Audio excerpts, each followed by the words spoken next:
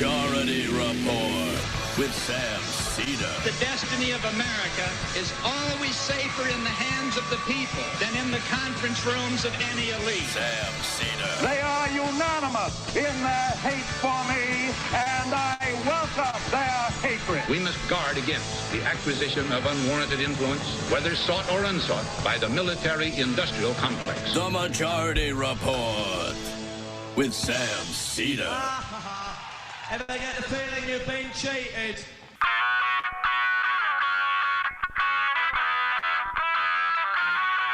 It is Thursday, September 9th, 2021. My name is Sam Seder. This is the five-time award-winning Majority Report. We are broadcasting live steps from the industrially ravaged Gowanus Canal in the heartland of America, downtown Brooklyn, USA. On the program today, former Senator and now current president of the American Constitution Society, Russ Feingold, on the legacy of 9/11. Also on the program today, the incredible corruption of Joe Manchin's daughter. How will it impact budget negotiations, which are ongoing, as committees begin the markup on the Democratic reconciliation bill? Biden administration announces it will sue Texas over its anti-abortion law. Biden administration also announces plans to go from 4% solar to 45% solar in our power grid over the next 25 years. Meanwhile, the White House also seeks new legislation for expanded green cards for Afghan refugees. And tonight, the Biden administration, or I should say President Biden, will announce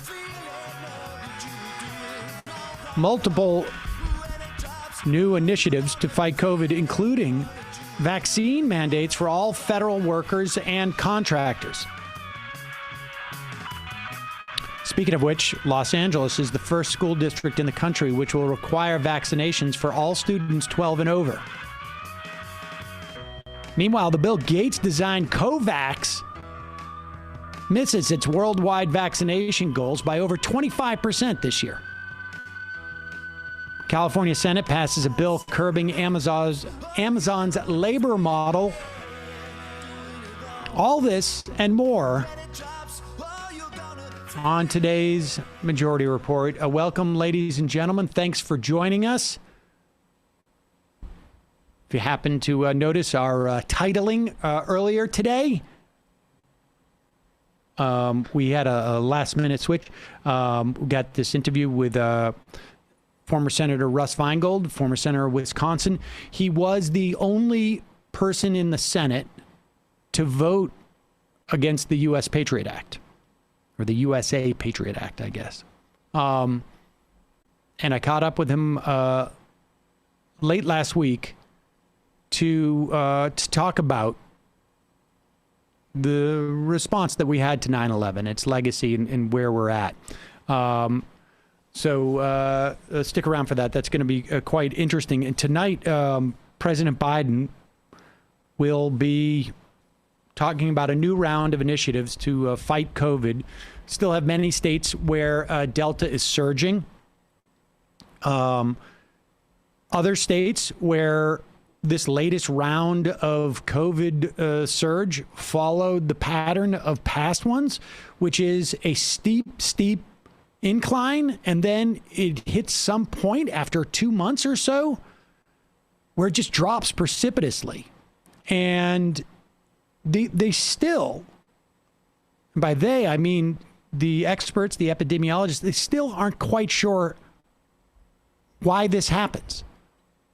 I've cited this many times before. I spoke to David Wallace Wells back in maybe it was March. And he talked about in January, the CDC had run 27 models trying to predict. And remember, January was the peak in this country. 27 models as to where COVID infections would be, cases would be, just 4 weeks out. And 25 of those 27 were wrong. 2 of the models had it dropping. And that's what it turned out to be. So there's still a tremendous amount that we just simply don't understand. Yeah, like the Florida deaths in this most recent wave had me really worried about what the wave would look like when it got to like the upper Midwest, for instance. And for some reason, like in the Dakotas at least, the death rate hasn't followed the case rate like it did in Florida. And I'm not sure what's going on, even though, like, from what I hear, that the hospitals are under significant stress there. Yeah, it's really difficult to, I mean, I think, honestly, there are many questions that we won't have the answers to for years after we get past at least this era of this pandemic, and maybe COVID ends up being endemic. But we shall see. He'll be announcing those vaccine mandates tonight in a speech. And in honor of that, let's play this clip of former President Donald Trump on the Greg Gutfeld show, or Gutfeld show on Fox. This is a comedy show, Greg Gutfeld show. And you know it's a comedy show because they have told their crew to laugh during it. But it's also a serious interview, but funny. We did not add this laughter. Let's roll the tape. Because you had COVID, and my wife, you met my wife, I don't know, it was like 6 years ago in Mar-a-Lago. She's still not gotten vaccinated. And I keep talking to her to get her to get vaccinated, and she hasn't. What would you say to her? Well, first of all, I'd say, why is she not doing it? Does she have some kind of a religious thing? No, skeptical. She's skeptical, doesn't trust. Well, she's Russian. Yes, she's Russian. That's the end of that. Exactly. You can't argue with the Russian. No. Very smart. Yeah. And very hard-headed. Yes. I think I know your wife a little bit, right? Yes. But she's great, and let her do what she wants to do. I got vaccinated, and I feel very good. I think we saved millions and millions of people worldwide. You know, in 1917, they say almost 100 million, approximately 100 million people died. Yeah. I think we could have been into that situation because it was very bad. And now, if you're vaccinated, the other thing it shows that if you do get sick, you don't get sick like they were before, meaning you don't die. Exactly. So I would recommend, but I also say that let her have her freedoms. You know the word freedom, right? Yeah, exactly. And with you, she needs freedom. She needs a lot of freedom from me, I found. Yeah, right. I think I probably have to agree with that. Here's a question. All right, that's it. We're going to have to spend more time commenting on this in the second half of the program. So we have time for Senator Feingold. But funny stuff. Funny stuff. All right, we're going to take a quick break. We'll be right back with Senator Russ Feingold. Folks, today's program sponsored by BetterHelp. BetterHelp Online Counseling. They're giving our audience 10% off their first month when you go to BetterHelp.com/Majority Report. BetterHelp gives you access to your own fully licensed and accredited therapist via phone, chat, or video. A lot of therapists elsewhere have long wait lists. It can take months, if not weeks, months, before they can see you. But when you sign up with BetterHelp, they match you with a therapist based on your specific needs, and you'll be communicating with that therapist within 24 hours. Very stressful time. As far as I can tell, therapists are massively overbooked and really hard to find one in your area. A lot of people, it seems to me, very legitimately, not terribly psyched to go in person. BetterHelp couldn't be a better time to sign up with BetterHelp. And once BetterHelp connects you with a therapist, if you don't think it's a good fit, for whatever reason, you can switch to a new one at any time, like I say, for any reason, and for absolutely no additional charge. They have thousands of licensed therapists from all over the country. They have therapists with specialties that may not be available in your area, may not be easy to find. BetterHelp also tends to be more affordable than therapists you find through traditional means. You don't need to have insurance to have BetterHelp, and they have financial aid options for those who qualify. BetterHelp is giving everyone in our audience 10% off your first month when you go to betterhelp.com/Majority Report. That's BetterHelp, HELP.com/Majority Report. You can find the URL in the video description. If you're watching on YouTube, you can find it in our podcast description. Check it out. Also, once again, we'll talk more about this later in the program, but want the opportunity to thank everyone. I am just so proud of the way that this community responded. We raised over $32,000 for 3 organizations that help Afghan people resettle. We're sending a little bit more than $8,000 to the Afghan diaspora for equality and progress, $8,000 and change to the International Rescue Committee, and $8,000 to PAR's Equality Center. We're going to send that out in the next couple of days. Thank you so much. Really appreciate it. Want to also thank our members who support this program. You can become a member by going to jointhemajorityreport.com. And now, my interview with former Senator Russ Feingold from Wisconsin.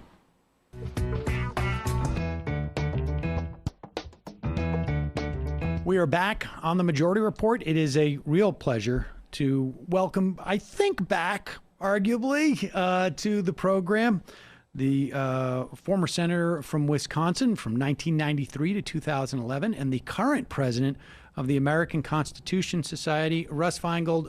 Russ, welcome back to the program. So much appreciate your coming on. Sam, I will look forward to it. Thanks for inviting me. Let's talk about, obviously this is going to air on the, we're recording this a couple days early, but it's going to air on the 10th. And obviously, the 20-year anniversary of 9/11. You were a sitting senator at that time, had been in office for 7, 8 years. And I recall you wrote about that experience in a book. Tell us, I'm just curious. I was in New York at the time, obviously, and it was, we all have our individual experiences, but I imagine as a senator in Washington, that experience is fairly unique. Tell us about what took place on that day. Yeah, I'd say fairly unique is an understatement. You talk about having this show on September 10th, and I think about the difference 20 years ago between September 10th and September 11th. I mean, it was just completely out of the blue. There was just a feeling about this. There was zero warning, in effect. I mean, sure, there were terrorist attacks and the like, but the idea that this dramatic an event could occur in the seat of our finances and our seat of our government was something that none of us were thinking about or prepared for. And it just changed everything in terms of our perspective, the mood. And it was, there were elements of it where I was proud of the American and our response. And there were many elements that were very disappointing, where things sort of fell apart quickly after a good start, I would say. And this is what I sort of wrote about in my book, how we sort of, in the first few weeks afterwards, seemed to have a decent notion about how to adjust to this.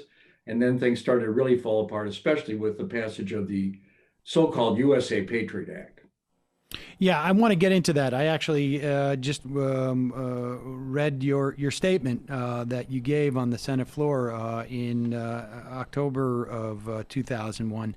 But tell us the story. You were with your staffers and you moved, right? I mean, there was, tell us about just like sort of just what happened on that specific day.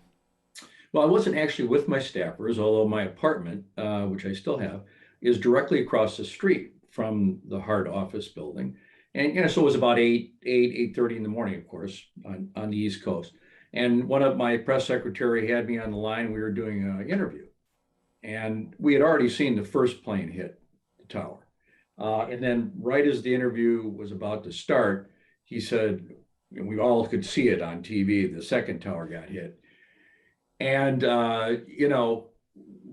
I then suggested that all the staff come out of the Hart building and come to my apartment, which was, just as I say in my book, nobody ever came into my apartment because it wasn't always in the kind of condition that I wanted it to be in. But so they came over, and then all of a sudden, David Corn from the Nation came ramming on the door saying, "You got to get out of here." And I could see out the window that all these little kids were sort of running, like kind of laughing over the Supreme Court grounds. And I thought, that's odd. Why are the police not stopping them from running all over the grounds like this? And of course, it was because they were being evacuated because the plane, Flight 93, was heading our way, heading toward the Capitol. And so then, yes, we were told we had to get away from there. So we all went en masse to another staff member's house about 5 blocks away. And that's where we were holed up as this whole thing started to emerge on 9/11. So it was very dramatic. We were also told that the State Department had been hit, which was erroneous, and that there was a fifth plane that was unaccounted for. This is one of the odd little oddities of the day, and that apparently never occurred. But that's sort of a little bit of the mood that morning. And so you as a senator didn't get any sort of like, it doesn't sound like you had any more insight as to what was happening than the general public. I mean, and just to remind people who might be too young, when the first plane hit, the first report of it was that it was a small plane and that It was a horrible accident. And then there was then that narrative started to crumble a little bit, that somebody had seen a bigger wheel. I mean, I remember listening to Howard Stern actually, and someone had called in and said I saw a bigger wheel. And then of course, once the second tower hit, it suddenly dawned on everyone that this was on purpose. And there was no further information that you as a senator were getting. It was very hard to get information because, we didn't have the kind of systems we have now. We just had sort of beepers, as they called them, right, where they would call us for votes, and they couldn't really even send us a message, or a very brief message. One of the funny stories, it's hard to believe there's anything funny from that day, but Congressman Sensenbrenner, who he and I, he's a very conservative Democrat or Republican from Wisconsin. He somehow got a message to me whether or not he and I should put out a joint press release. And I said to my staff member, "What in the hell are we going to say?" Hi, we're here. So there was just this absurdity. And finally, after a couple of hours, a couple of my staff members and I thought, because we were right near there, why don't we go down to the Capitol Police Station, which is, just below the Hart building, just a couple of blocks below the Capitol. So we went down there, and it turned out there was sort of this rump Congress starting to meet. There were a bunch, like 50 of us. Some of the most right-wing members of the House, and the moderates like Joe Lieberman. And there was just no rhyme or reason, but we got a briefing from this Senate Sergeant at Arms, and he told us there were 5 planes, and started to explain the information. And then the crazy part was, some of these congressmen were saying things like, "Well, we got to start making decisions here." Like we were, like the famous, we were in charge. Right.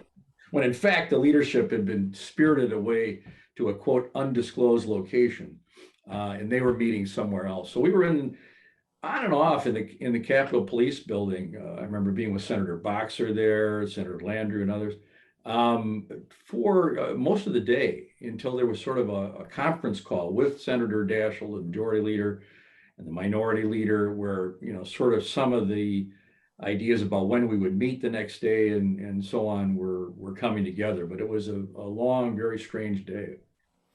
All right. Well, let's talk about the Patriot Act and sort of like where things began to, I guess, go off the rails to some extent in terms of in terms of our response. I mean, George Bush initially was pretty adamant about not blaming Islam and Muslims And his initial response was there was also a lot of, jingoism and a lot of, sort of that, I think the country was largely in shock at this point. And they wanted, and you made this point quite clear in your statement in October of 2001, October 25th, I think it was. They wanted to push the Patriot Act through. I think it was about 10 days. It was probably, I think like they introduced it on the September 19th, maybe it was, and they wanted it ratified September 21st. And this was a massive overhaul. Talk about what was in there that that really struck you at first as very dangerous. Well, Sam, that was a very accurate portrayal of sort of the progression. In fact, we were able, under the leadership of people like Joe Biden, to really narrow the authorization for the use of military force, which has, of course, been abused ever since. But the original draft we got from the Bush administration was very broad. It would have allowed complete, without any question at all, action against any, quote, terrorist organization without identifying it. So those first few days, I felt there was a spirit of bipartisanship. I actually thought George Bush's first speech just after 9/11 was about the best speech I'd ever heard a president give in person.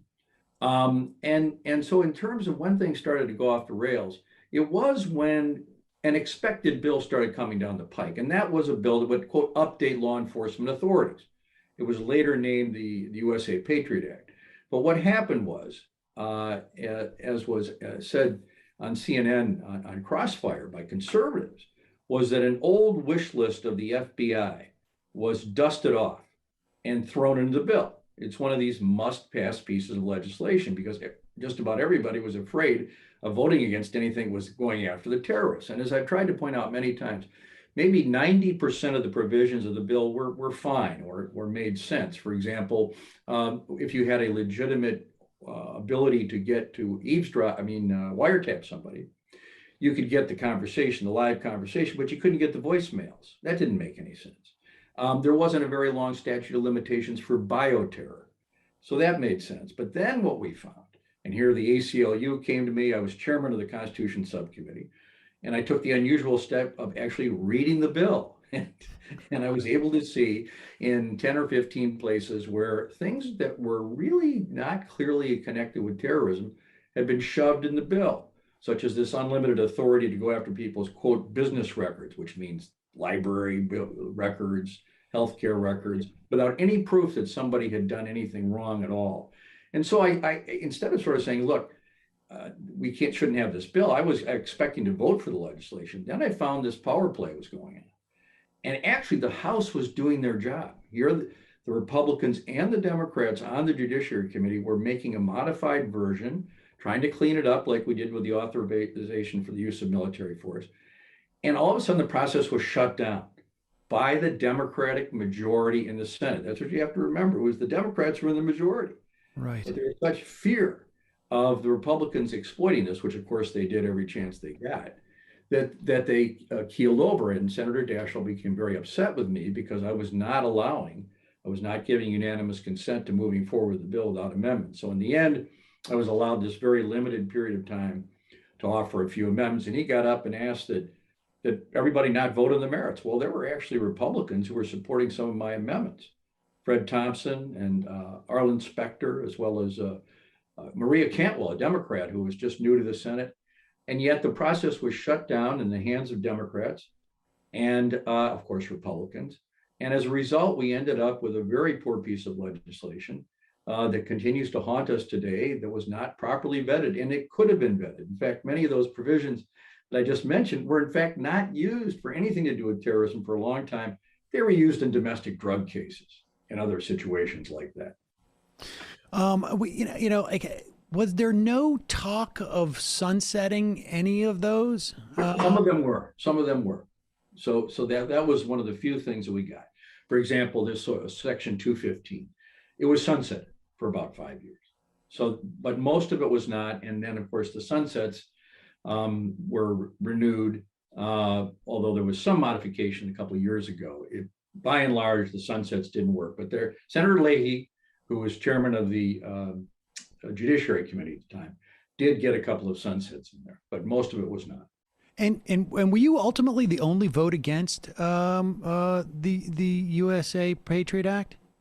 I was the only senator to vote against it. And when Bernie Sanders ran for the Senate, when I went up to Vermont to campaign with him, I said, make Bernie the second senator that voted against the Patriot Act, because he voted against it in the House. There were maybe 50 members who voted against it in the House, but in the Senate, I didn't realize I would be, but I ended up being the only one. Shortly after, though, a number of senators, people like Dick Durbin on my side, John Sununu of New Hampshire, and Lisa Murkowski on the Republican side said, we're not sure this was the right thing to do. And we've created a coalition of about 6 senators. And for years, we raised this issue and even stopped it at one point briefly in 2005, at the end of 2005, and almost our goal was not to kill the entire act, but we were trying to force changes. But it became a real cause célèbre in some of the most conservative states in the country, and continues to be in places like Idaho and Montana and Wyoming,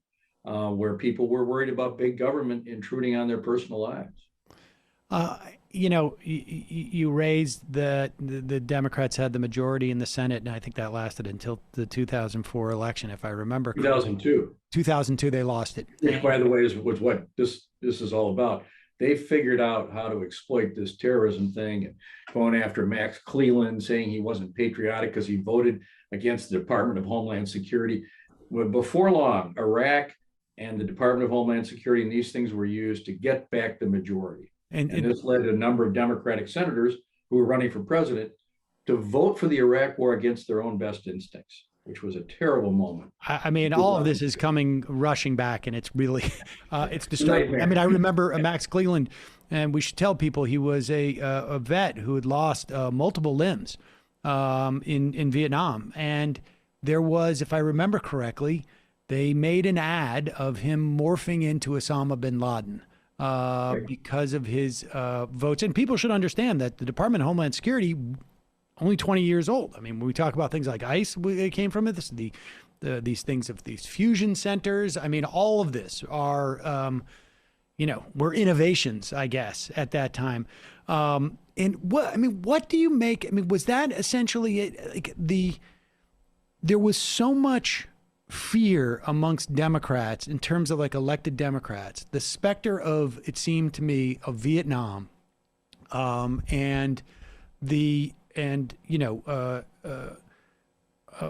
Clinton was elected as sort of like the post-Vietnam era, but it still feels like the idea of peaceniks or weak on defense or whatnot, that specter dictated everything the Democrats did in that moment, it feels like. Yeah, it came roaring back, and until Iraq went really badly, and it was a catastrophe really for Bush by 2006. At that point, the politics of it shifted. But in terms of the moment where I really realized that this was going to be exploited, I mentioned a minute ago, Sam, that the first speech by Bush was really quite a good speech. The second one was scary. That's where he introduced the idea of the axis of evil. All of a sudden, this guy, just a few weeks after 9/11, is talking about Iraq and North Korea and Iran with zero evidence of any connection of any of them to 9/11. And all of a sudden, you realize that Cheney, Rumsfeld, Wolfowitz, all these guys had figured out what you just said. The Democrats weren't going to stand in the way of anything if you labeled it terrorism.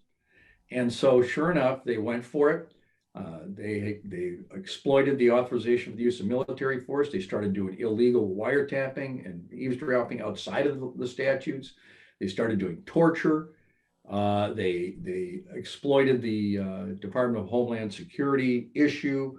And of course, they took us into war in Iraq, saying that completely falsely, that A, this was something to do with Al-Qaeda, and B, that there were weapons of mass destruction ready to be used and that could be used against us. So by the time you get to the 2004 presidential election, people were still pretty cowed. And Bush manages to win again, in spite of the fact that that war was already not going very well. What was the sense amongst your colleagues? I mean, were you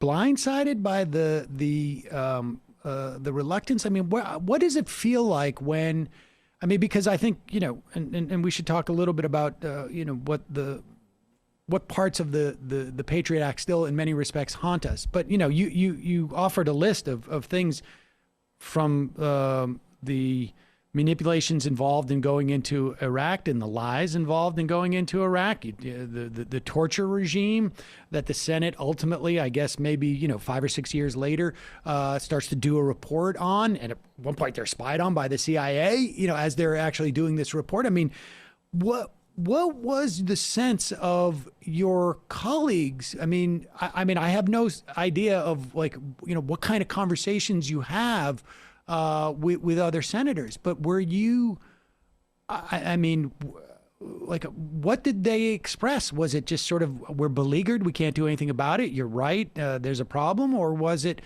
you know, look, that's not what this is about? I mean, what was that dynamic like? Well, it began, and it's understandable in a way for all of us, including me, is that I kept thinking of this famous phrase from law school: the Constitution is not a suicide pact. And, you know, I put that in my first speech on 9/11, and I realized that, of course, it's not a suicide pact. But if you look at where that came from, it was in a decision by Justice Goldberg, where he actually stood up for this on the side of civil liberties, saying that, yes, the Constitution is not a suicide pact. But when the founders made the Constitution, they were not exactly on easy street themselves. They were really at risk of all being hanged. And so, you know, you start off with this idea, well, this is so unusual that we're going to have to not really follow the Constitution, or you know, we're going to have to let the administration do what it wants, sort of a unitary executive kind of view. Very gradually, as the politics of this shifted, as very conservative states began to have constituencies saying, you know, slow down here, what are you doing? Then some of the Democratic senators started to get a little more interested in trying to put the brakes on this. And then, of course, as the Iraq War started not going so well, after the initial notion that somehow we were going to, by Rumsfeld, that we were going to be showered with flowers by the people as we came there, people became a little more emboldened and started to question the Iraq War, even those who hadn't voted against it. Unfortunately, a majority of the Democrats in that caucus, we were in the majority when we voted for the Iraq War, and a majority of the members, by 1 or 2, voted for the Iraq War. And, you know, one of the main reasons that Barack Obama became president, in addition to his great personal qualities, is that he's the only one that had any kind of credible claim that he had said something against the war. Right. There was a video of him. Didn't have that. Clinton didn't have that, you know. And so what we ended up with was a situation where suddenly people wanted to be on that side of it. And I remember when I was proposing amendments relating to getting us out of Iraq, I was the first senator to propose a timetable to get us out of Iraq, as well as amendments about the Patriot Act. I would always see Hillary Clinton and Obama looking at each other to see how they were going to vote on my amendment, because at that point, they wanted to be associated with a more progressive questioning mode because of the primaries. They knew that the left and progressives in the key states like Iowa and New Hampshire and others were going to be looking to those that had credentials that challenged some aspects of 9/11. And so, I mean, I don't want to press too hard. Obviously, I don't want any names, but I'm curious as to, like, you know, I mean, you're not talking about, you know, when you're talking about your problems with the Iraq War, you know, in the moment, and the Patriot Act in the moment, you're subjected to the exact same pressures, theoretically, as everyone, you know, the other senators there. I mean, were they articulating a sense of, like, politically, I just can't do this, and I agree with you? Or was it, I mean, was there a mix? I mean, what was the range? You know, without, I understand, you know, you don't necessarily you have to give names, but I'm curious about this dynamic, because I think this is, you know, the U.S. Senate, and I think people are even more conscious of it now, is an incredibly non-democratic institution in the context of a democracy. And certainly, you know, as you go forward through the years from that time, you could see there were senators who decided, like, you know what, we're not going to lower the age of Medicare to 55. Because I don't want to. I'll say his name, Joe Lieberman. But But so there are people, and it's not inconceivable that it was just because there was somebody on a blog who who said something mean about me, and that's it. I'm not going to do. I mean, but so it's hard, I think, for people sort of on the outside to sort of say, like, how is it that you were able to look at this, and what were the reasons why other senators, who I imagine there were some at least who had some sensitivity to this, was it just purely like from a political standpoint, if I don't do this, I'm not back here in 2003? Yeah, I think probably what, first of all, I would say 20 years later, and certainly even 10 years after, it was fine to name names. History is more important than protecting people's feelings at this point. And so what I can tell you is that people would have said to me at the time, well, you're not up for re-election until 2004, and you come from a different kind of state, et cetera, et cetera. You're not running for president. But, the truth is that I heard every one of those presidential candidates get up in closed caucus and say, this is not a good idea. We should not be going into this war. And then the political pitch was made by the leader and others saying, what will we be able to do to stop what they're doing if we lose the majority? Right. So that became the pitch, this sort of, quote, pragmatic pitch. And then you have this tragedy of good people, and they are good people. Some of them people that were very appropriate presidential candidates who managed to accept that notion, and out of political fear, after saying those words in closed caucus, walked out to the floor and voted for this war that sent so many of our people to their doom in Iraq. And that was, to me, was one of the saddest things I had ever seen in politics, that somebody would do this. The guy that really had a terrible time was Paul Wellstone. He was writhing over this. He was saying, I understand the argument that we need to vote for it. He was having a very hard time. He got in front of the caucus and he thought he would lose his re-election if he voted against the war. In the end, he did vote against the war.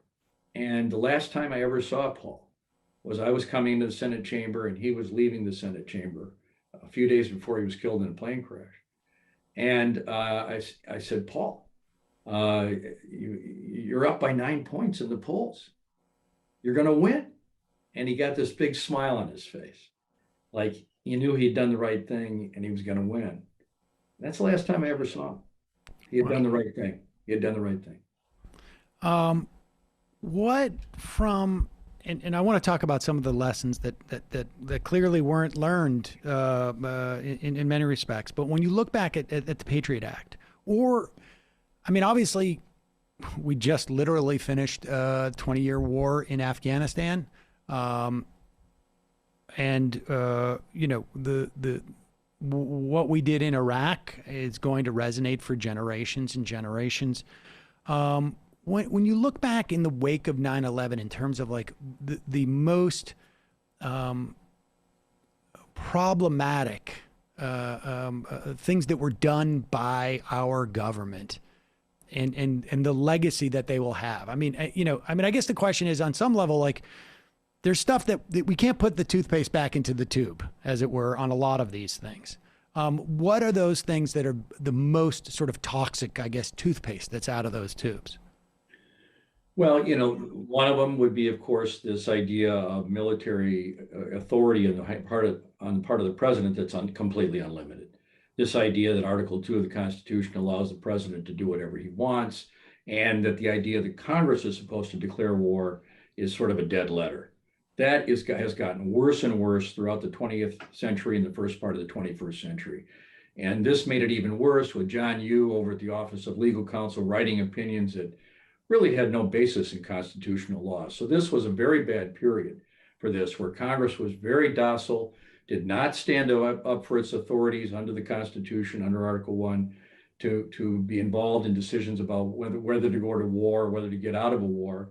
Only now, recently, are some groups of bipartisan senators led by people like Tim Kaine in Virginia trying to come together and reassert congressional authority in this area. They are talking about undoing the authorization for the use of military force vis-a-vis Iraq and making some progress, less so with regard to the Afghanistan authority, which needs to be repealed.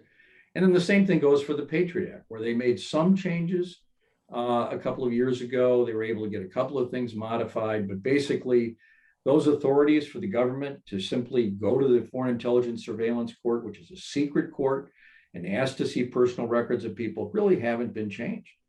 And so these legacies continue. And Sam, I would say there's two things going on here. One is whenever you have a crisis, there's going to be some overreaction. It doesn't make it right. You have to guard against it. And mistakes have been made in that regard. For example, the famous internment of Japanese Americans, the Korematsu case. That's one thing. The second thing, though, that is even more sinister is the conscious decision to exploit the moment, to exploit the opportunity to get something else, to get more cracking down on people's civil liberties. And that's the danger post January 6th. I wrote a piece for the Wall Street Journal that said, look, we have to have accountability for these people that did this thing on January 6th, 2021. But let's not create authorities that are used against Black Lives Matter and people that are protesting the pipeline, which is what has happened too often. So this is a moment of vigilance, because people will take this opportunity cynically to further restrict people's freedoms, further enhance executive power over the power of Congress. And even if they're not aware that they're doing it, right? I mean, you're setting up an apparatus that, in many instances, you never know who could be the next president. It could be Donald Trump. Right. I think we have enough lessons like what was done with using the Department of Homeland Security by Trump and Portland and others to see that there are plenty of people who are doing it consciously, as well as people that are doing it in good faith. But really, there is a way to be more careful about this and the way these things are written and interpreted. What was your sense of the Obama presidency in terms of some of these things? I mean, during the Obama presidency, I mean, you mentioned John Yoo, who was in the Office of Legal Counsel, wrote many of the documents that basically argued for the authority for the president to do all sorts of things, from torture to other unilateral measures. During the Obama years, we had things like the establishment sort of like bringing in from the cold almost the legal authority to assassinate American citizens. We have Anwar al-Awlaki as one. I think there were others. There was a Tuesday meeting when they were looking at targets. We still have a secretive no-fly list that exists, that persists. The torture was never. We have laws on the books that outlaw torture, but we never reiterated those laws. It was sort of banished by executive authority or order, as opposed to sort of being ensconced in with some type of legal authority. We had very little accountability for anything that happened during the Bush years. I mean, in the Obama years, what did that do to the trajectory of where we were at that point? Well, it was a very mixed picture, and frankly, disappointing. And let me say that I think President Obama was a marvelous president in many ways, but this was an area that was disappointing. I, as chairman of the Constitution Subcommittee in the fall before the election in 2008, held a hearing where we identified like 26 areas where civil liberties problems had to be fixed by whoever the new president would be. And I thought, based on his votes and his role in support of my work and others in the Senate, that he was going to be very strong on this. He was strong on trying to get rid of Guantanamo, but Congress screwed that up. That was not his fault, but he tried. He was, I would say, fairly strong on the torture issue. But on many other issues, I'm afraid he was convinced by the CIA and by the military to buy a number of arguments that, frankly, because of his inexperience, he was deferential in a way that actually Joe Biden was not as much. Joe Biden, even though he's having a heck of a time now, he was the one challenging the further growth of the Afghanistan invasion, because he wasn't accepting the lines of the military that he had heard many times before in his decades in the Senate. So his experience there is something that led him to be a little more cautionary. So I would say that an opportunity to fix many of these things was missed. Some things were fixed. Certainly, in most regards, he didn't make things worse. But you're right. The killing of the people in Yemen was one of those examples of something that I was pretty astonished by. That the American citizens, where there was no real due process, no judge was involved at all, or could have been. So I remember being very concerned about that. So yes, it was an opportunity missed in some respects. You mentioned Biden's reluctance, and he's taken us out of Afghanistan, and I think there was one gets the sense that there was a tremendous amount of resistance to that in foreign policy and defense circles and whatnot. Yet, as we leave, we launch a drone attack that appears to have killed nearly 10 children, maybe at least, and half a dozen more citizens, maybe a little bit more than that. There is a sense that we're incapable of learning any lessons from this, even if we are generous, I think, with the motivations. That's right. Well, it's funny because a couple of Republicans are ones that created some of the best phrases about this that we didn't learn from. Colin Powell famously said, "You break it, it's yours." Basically with regard to invasions. And that's one example. Another one was Bob Dole talking about mission creep in Somalia. Well, this is what happened here. I voted for the Afghanistan war because I wanted us to go get bin Laden and get out. And even though I voted for it, I was the first senator to propose us getting out of Afghanistan as early as 2008. I proposed a withdrawal timeline just as I had done with Iraq, because I felt that it would never change. Exactly what Biden said. Only it was 13 years later. Right. And all these things, and trying to sort of micromanage a situation like this with drones, that will never work. And that's what you get yourself into when you try to, do nation building in a place where we simply can't do that without too much terrible sacrifice of American life and American resources. So it's a very painful thing, and we waited way too long, and it's much worse because we waited this long. I want to turn a little bit to sort of politics more generally since 2001. You were a senator from 93 to 2011. You crossed that divide, and on some level, I also think that the election of 2000, in many respects, I mean, you're someone obviously a member of the judiciary. You sat on the Constitution Committee. You I would imagine, were quite surprised by the Supreme Court maybe even looking at the Bush v. Gore case, aside from their ruling it. But how much has 9/11, or how much has, over the course of those 30 years, our politics changed? I mean, I know, I remember when you were a sitting senator, you were very much an institutionalist. I remember being frustrated by your insistence on voting for a president's nominees and that type of deference. I was very frustrated by that, but it was a principled stand that you had, and I think to a certain extent, your perspective has changed on that, but more so because things have changed in the context. I mean, talk about that change and what you attribute that to. Yeah, I tried to take a view that the Senate as an institution was a place where people could work together and should work together, and party does not come first. And in many ways, it was like that when I got there in 1992 for a number of years. It was not all blood and guts and trying to upend the other. And, the votes you remember are situations that generally I voted, of course, pretty far left with regard to nominations. But, basically things that would involve norms, such as allowing the president to pick his own cabinet. I mean, the example I used when I voted for John Ashcroft for Attorney General was, look, if we had a different president and he appointed Paul Wellstone as the Secretary of Labor, you might not like it, but he gets to choose this person unless that person has got an ethical problem or is unqualified. So to me, that was a norm that should be respected. The same thing was my view when it came to Supreme Court nominations, that you could be pragmatic to a degree, but basically the president is going to get this choice usually.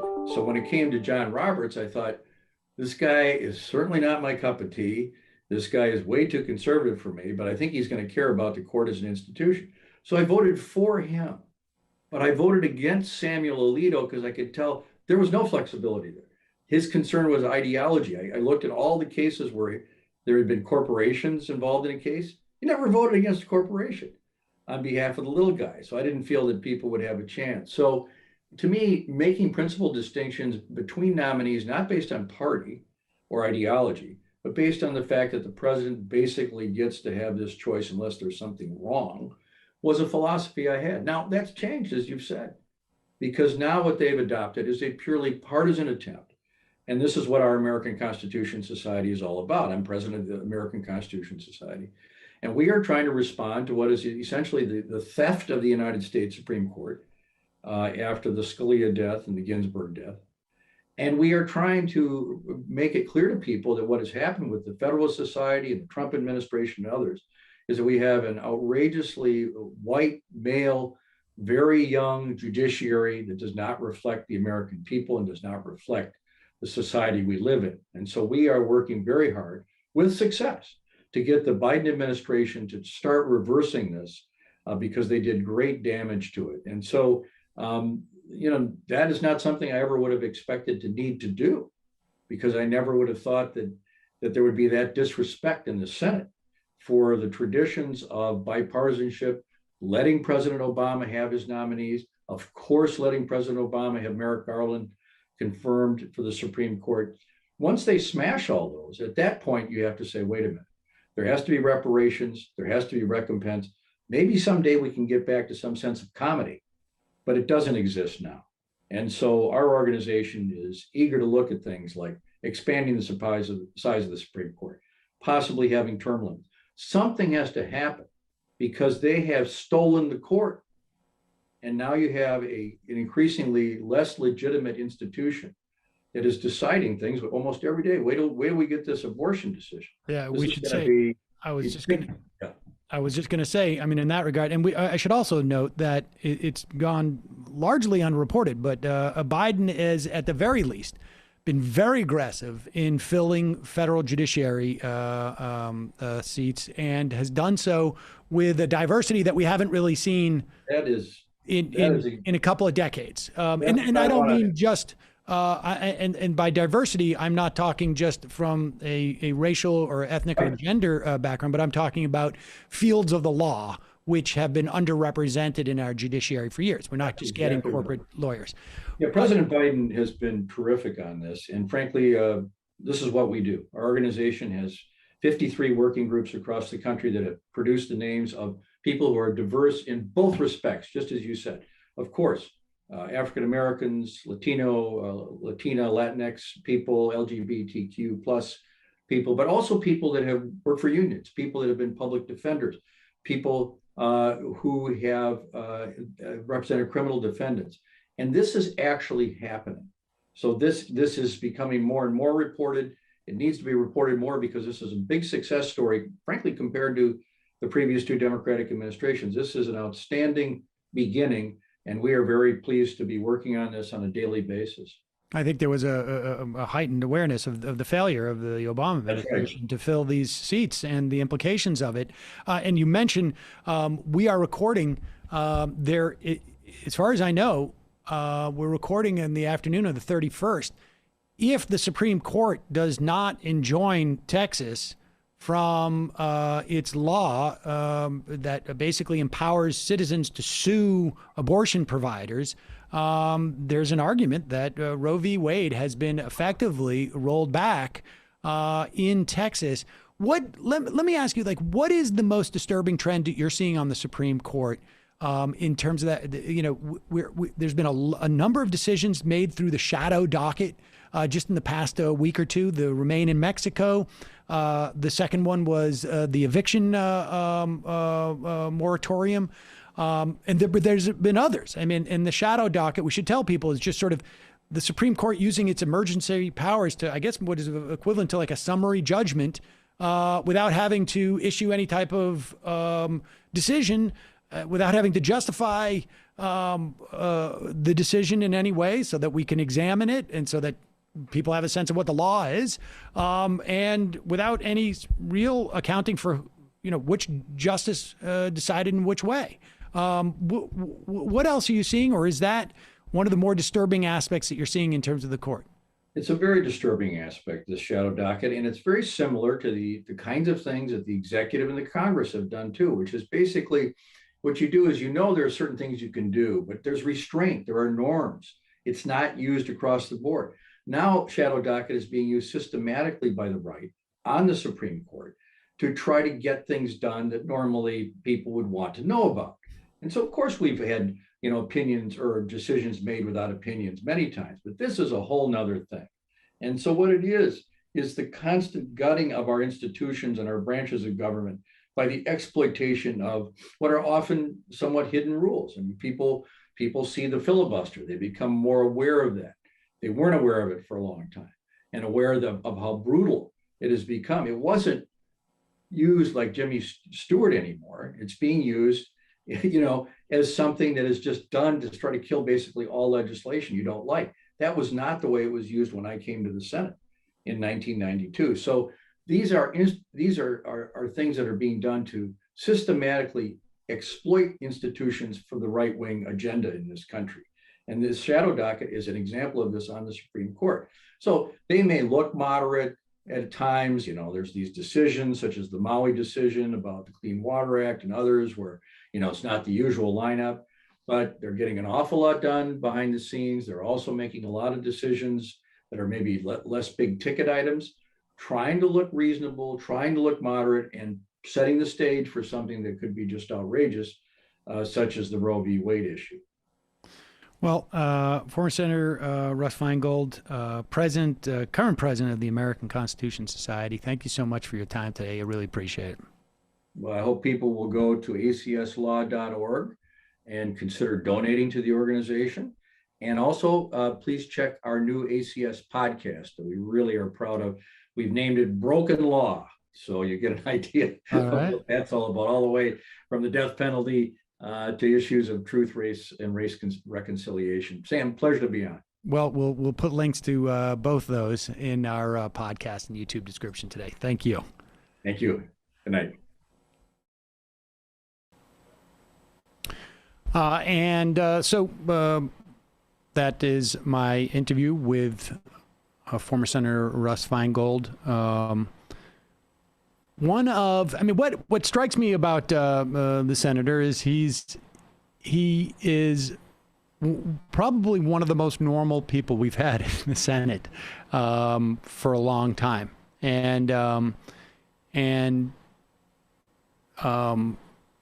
certainly one of the good ones. And generally, I think, like, the more normal you are, the tougher it is to get reelected in some instances in the nature of our politics. But there it is, one of the legacies from 9/11. We will probably touch on 9/11 as well tomorrow. Ryan Grimm will join us to discuss that, and also the current negotiations on the reconciliation bill and the implications of Joe Manchin's daughter's incredible corruption. For those of you watching us on Peacock, we say goodbye and thank you for joining us, and we'll see you tomorrow. For the rest of you, of course, now it's time for my update on my food poisoning. Things are better. I'm on the mend.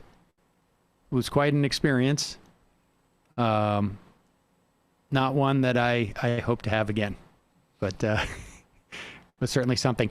We're going to do that. We ran out of time for that Gutfeld clip. Should we do that again right now? Sure. Yeah, let's do that. Let's play this because it's just too awesome. First off, like I said, Joe Biden tonight is going to announce vaccine mandates for federal workers and for federal contractors. It seems to me the CDC, the FAA, or at least the federal government could encourage airlines to require a vaccination to get on an airplane. Clown time is over. We are a year into, close to, the first vaccinations, and there are certainly people out there, and it depends on what reports you want to see in terms of who's gotten vaccinations when. There is some polling to suggest that a third of the unvaccinated in this country are doing so because they don't have the time. It is not convenient enough. They are concerned about losing time at work because of their reaction to the vaccination. There's still 2/3 out there who are just refuse to get a vaccination. All that's well and good. Flying is largely reserved for fairly wealthy people, relatively speaking. If you have time to fly, you probably have time to get vaccinated. You either have money to spend or you're going on business. Indeed. And certainly people traveling, that's why the EU is starting to restrict U.S. travelers, increases the transmission of COVID. Doesn't necessarily happen on the plane per se, maybe in the airport, maybe just people going into different situations and traveling generally, what they do once they travel. It's time for some vaccine mandates for something like airline travel. Seems reasonable to me at this stage. If people don't want to get a vaccine, fair enough. But at one point, we got to get back to some level of normalcy. And you're seeing all these reports of schools that are having to shut down because of transmission at schools. Largely, that's a function of what's happening in the community. And so, anyways, Joe Biden will be making those vaccine mandates or talking about them tonight. And again, the clock is ticking on some level because you want to prevent another variant from spreading like Delta did. All right, let's play this clip. This is Greg Gutfeld interviewing Donald Trump. But here's the thing to keep in mind with this clip, like we said earlier. This is a comedy show. So as you watch this, understand we did not put in the laugh track. What probably happened, well, we'll play the clip and then we'll break it down afterwards. Here it is. Because you had COVID. And my wife, you met my wife, I don't know, it was like 6 years ago in Mar-a-Lago. She's still not gotten vaccinated. And I keep talking to her to get her to get vaccinated, and she hasn't. What would you say to her? Well, first of all, I'd say, why is she not doing it? Does she have some kind of religious thing? No, skeptical. She's skeptical, doesn't trust. Well, she's Russian. Yes, she's Russian. That's the end of that. Exactly. You can't argue with the Russian. No. Pause it for 1 second. Where's the joke? Is the joke that it's been 7 years since Trump met his wife at Mar-a-Lago and he remembers the ethnicity as the main identifier? Because that's kind of funny. That he just remembers it. She's Russian. Good, but why were they laughing? Because it's a fun joke at an ethnicity. But I don't even get the joke. Like, are Russians known to not get vaccinated? Go back a little bit. I don't this is such forced laughter. Yeah, I always thought the Russian jokes were like they're in a rush. I can't follow any of that. Like, what if she had said like, well, she's British. Like what? Honestly, it would have been the exact same laugh. I think you could slot anything in there and they would have been like, well, anything with an ish maybe on the end of it. Because if they said she's French, they wouldn't have worked in the same way. All right, so go back a little bit. I'm trying to figure out why they decided to do the everybody laugh. It's a comedy show. Well, she's Russian. Yes, she's That's the end of that. Go back. So why is she not doing it? Does she have some kind of religious thing? No, skeptical. She's skeptical, doesn't trust. Well, she's Russian. Yes, she's That's the end of that. Exactly. You can't argue with the Russian. No. Very smart. Yeah. And very hard-headed. Yes. I think I know your wife a little bit, right? Yes. But she's great, and let her do what she wants to do. I got vaccinated, and I feel very good. I think we saved millions and millions of people worldwide. You know, in 1917, they say almost 100 million, approximately 100 million people died. Yeah. I think we could have been into that situation because it was very bad. And now, if you're vaccinated, the other thing it shows that if you do get sick, you don't get sick I like comparing it to the like flu from 100 years ago instead of just how other countries dealt with this exact same pandemic and how many people they lost. Let's compare it to 100 years ago when we didn't really even have like a highway system. Let's compare it to 100 years ago. When the germ theory was new. Like we were just learning about the germ theory. Oh my God. We're doing much better. Hey, I didn't kill 100 million people, okay? Jeez. Give me a break. How many people died in America? I think it was actually somewhere like not dramatically different from where we are today. It was between 500 and 850,000 who died. Now, to be fair, the country was about a third the size it is today in terms of population. But with that said, it was also less dense and there was a lot less travel. There was no there was no real airline travel.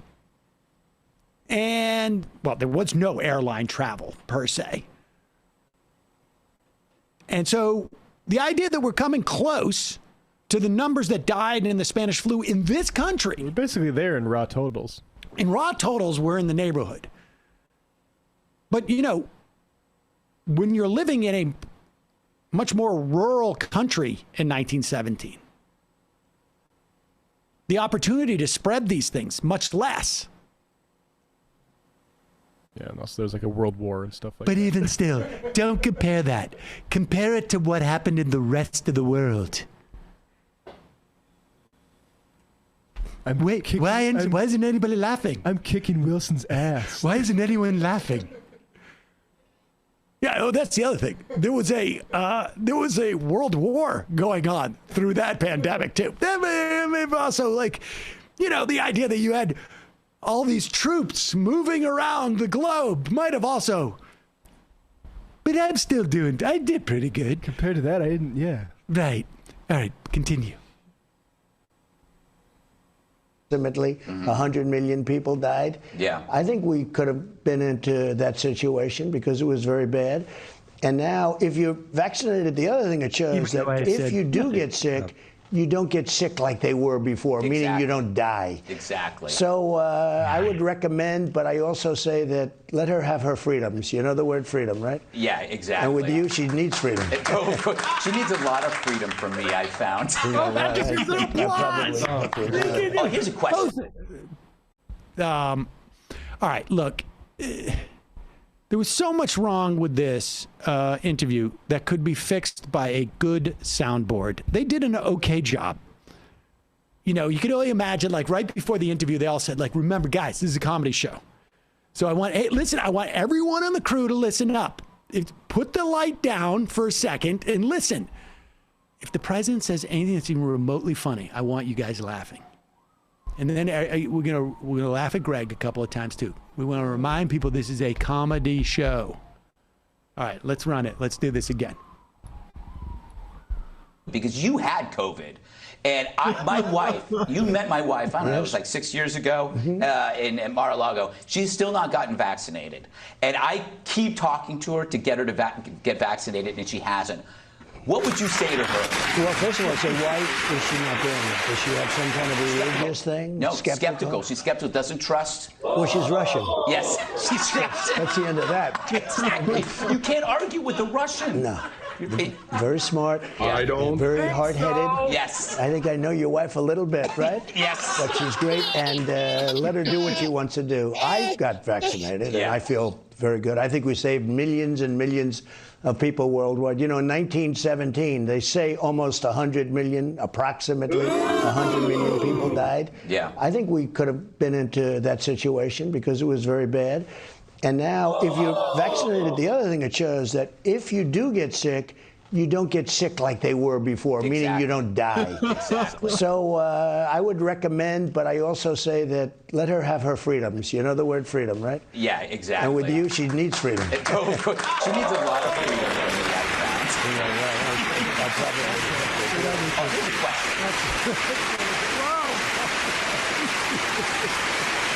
I love their applause that you know the word freedom. Like, Right, yeah, exactly. Freedom. He said freedom. Clap. He said freedom.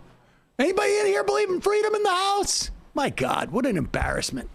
All right, folks, we're going to head into the fun half. That was a little taste of the fun half, wasn't it?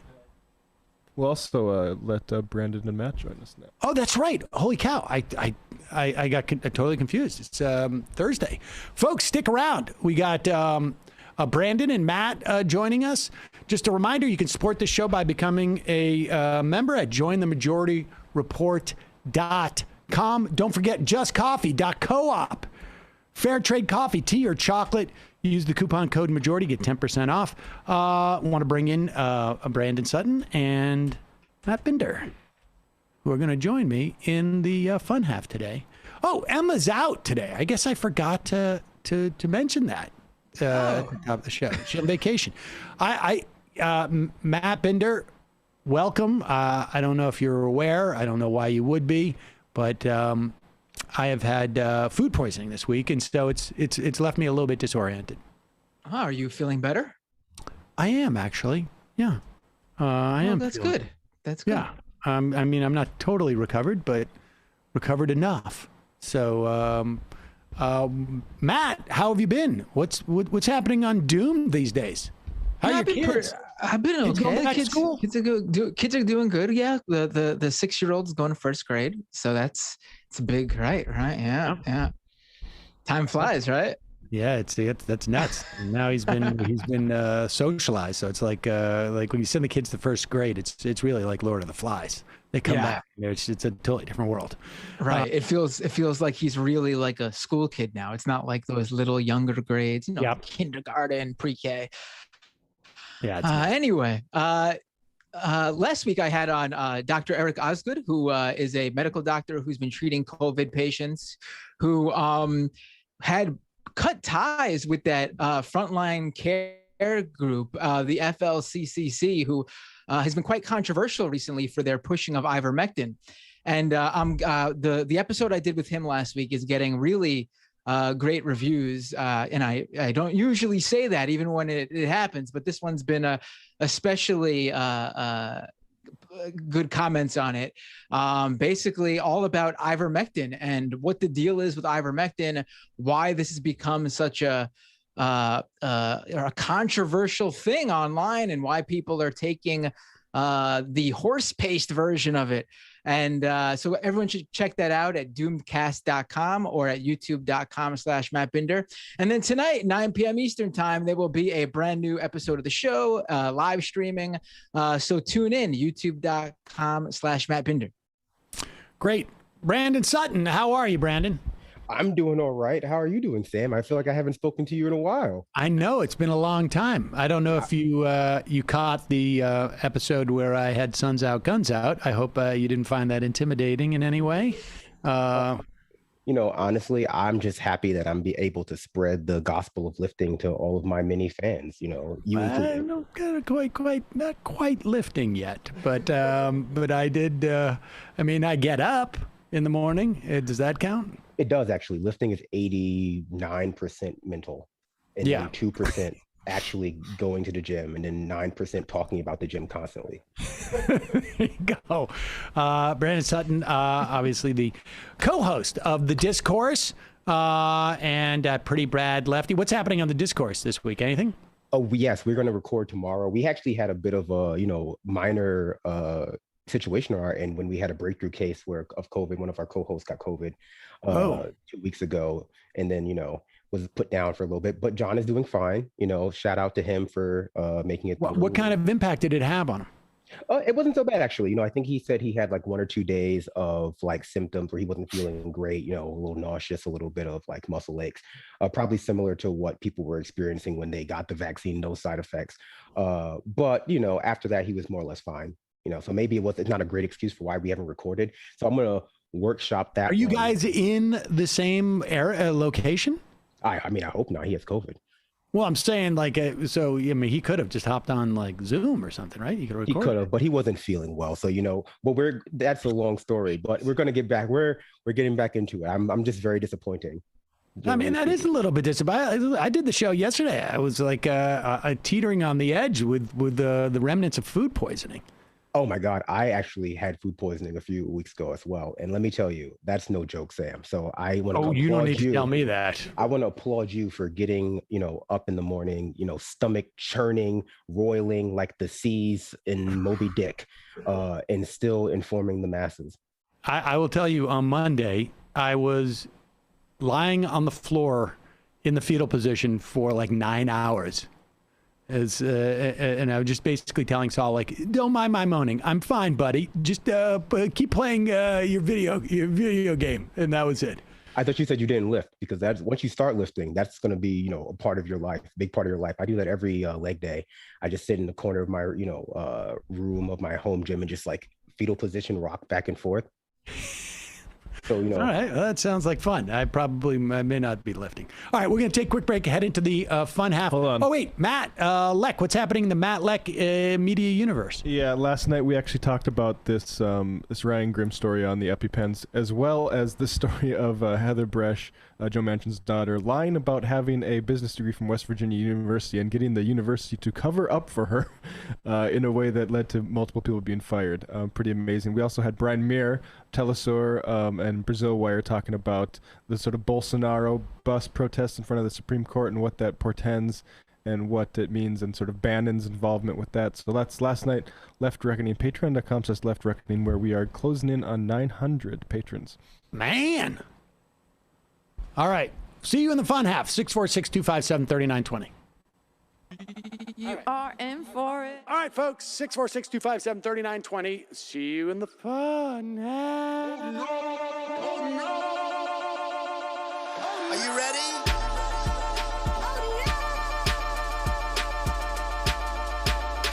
Who sent us this? Alpha males are back. Boy is back. And the alpha males are back. Just as delicious as you could imagine. The alpha males are back. Boy is back. And the alpha males are back. Just want to degrade the white man. Alpha males are back. I take all of it in my throat. Alpha males are back. Snowflake says what? The alpha males are back. You are a madman. And the alpha males are back. Oh no, Sam Seder! What a fucking nightmare! Bring back DJ Danner. Yeah, or a couple of them. Just put them in rotation. DJ Danner. Well, the problem with those is they're like 45 seconds long, so I don't know if they're enough of a break. That's fucking nonsense. You see white people doing drugs, they look worse than normal white people, and all white people look disgusting. And the alpha males, psych, fuck them. Snowflake says what?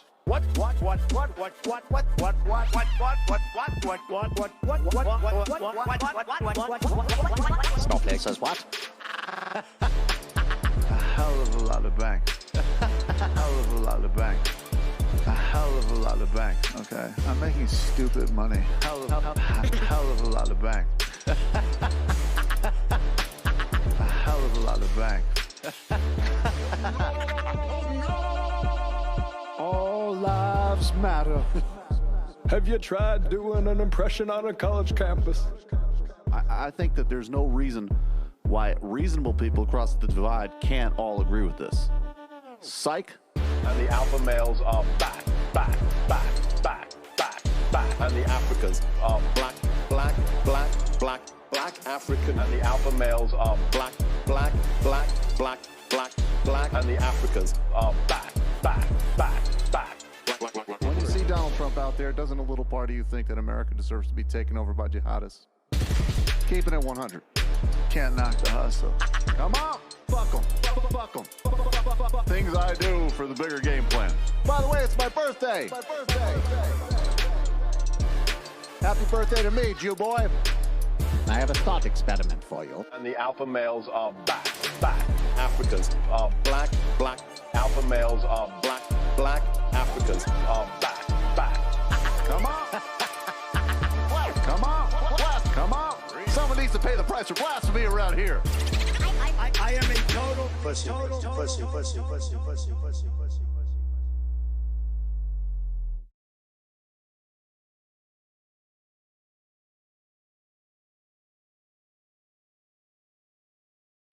We are back, ladies and gentlemen. It is the fun half, and we just had. I mean, I wish people could have seen this, but Matt Binder and I had a little bit of a clash as to who was going to control the phone system today, and then I said, "Well, I'm going to be here." Matt thought I was going away, and then as soon as I told him I was going to be here, he said, "I got to go get a drink." Well, just soda. I mean, I didn't realize you were sticking around. I mean, it's actually been, I think, years since we've done this together. I mean, I've probably been on as a 10, 15, maybe 20-minute guest more recently, but in terms of being on the show with you, this is like it's like a total throwback Thursday for us. It is. What do you guys want to? Is there any clips that stands out to you that you guys want to start with? I see you guys haven't done the that Matt Walsh clip yet. The one that is the Matt? Oh no, we haven't done this. Let's do. You want to set it up, Matt? Go ahead. So Matt Walsh of the Blaze continues to be, quite frankly, the biggest idiot, I guess, on the right, and that's really quite the moniker for him to have, because there's quite a few idiots on the right, but I feel like this guy constantly finds a way to just step on it, and this is no different. Here is Matt Walsh just recently, I think this was just yesterday actually, if not the day before, but it was trending online yesterday because it got out, where he had some hot takes about women working in the sports field. It wouldn't be fair to say that all female sports reporters are like Lindsay. But even so, I must say, this situation only demonstrates why I personally prefer for sports broadcasts, especially football broadcasts, to be handled mostly by men. Lindsay, though worse than the average, even as far as female sports reporters go, is definitely not the only female to enter into this mostly male space and seek to feminize it.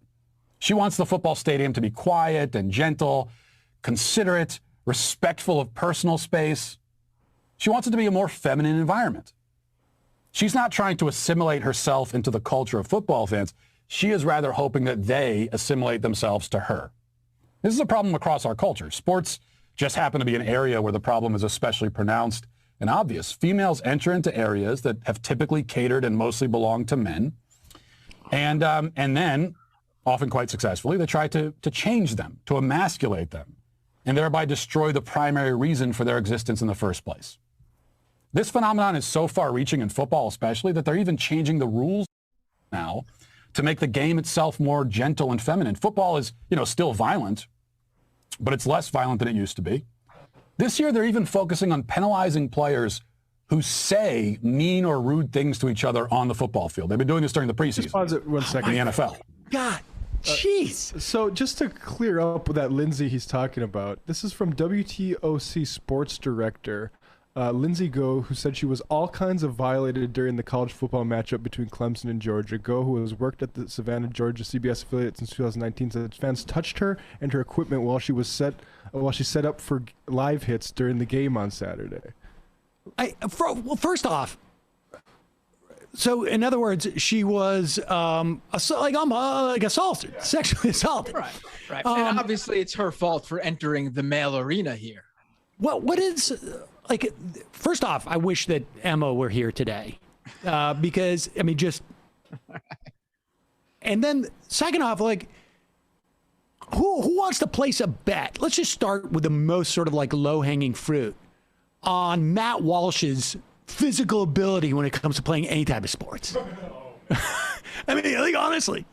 Daily Wire versus Majority Report basketball game, please. Let's play any sport. Any sport. And literally, and I probably got 25 years on Matt Walsh in terms of age, and I will outplay him at any sport. We should do dodgeball. Not just because I watched the movie again, but because I have quite the arm on me, and I'm willing to be a ringer.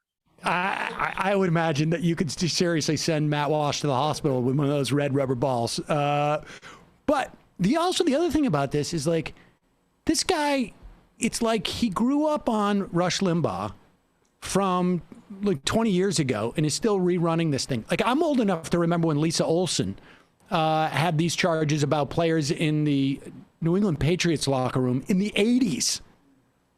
And it was grotesque then. Just go back. I mean, like, the idea that, like, somehow women, and they're doing this across the culture, right? Like, the things that he says are, well, the things that he associates with women as opposed to men is absurd.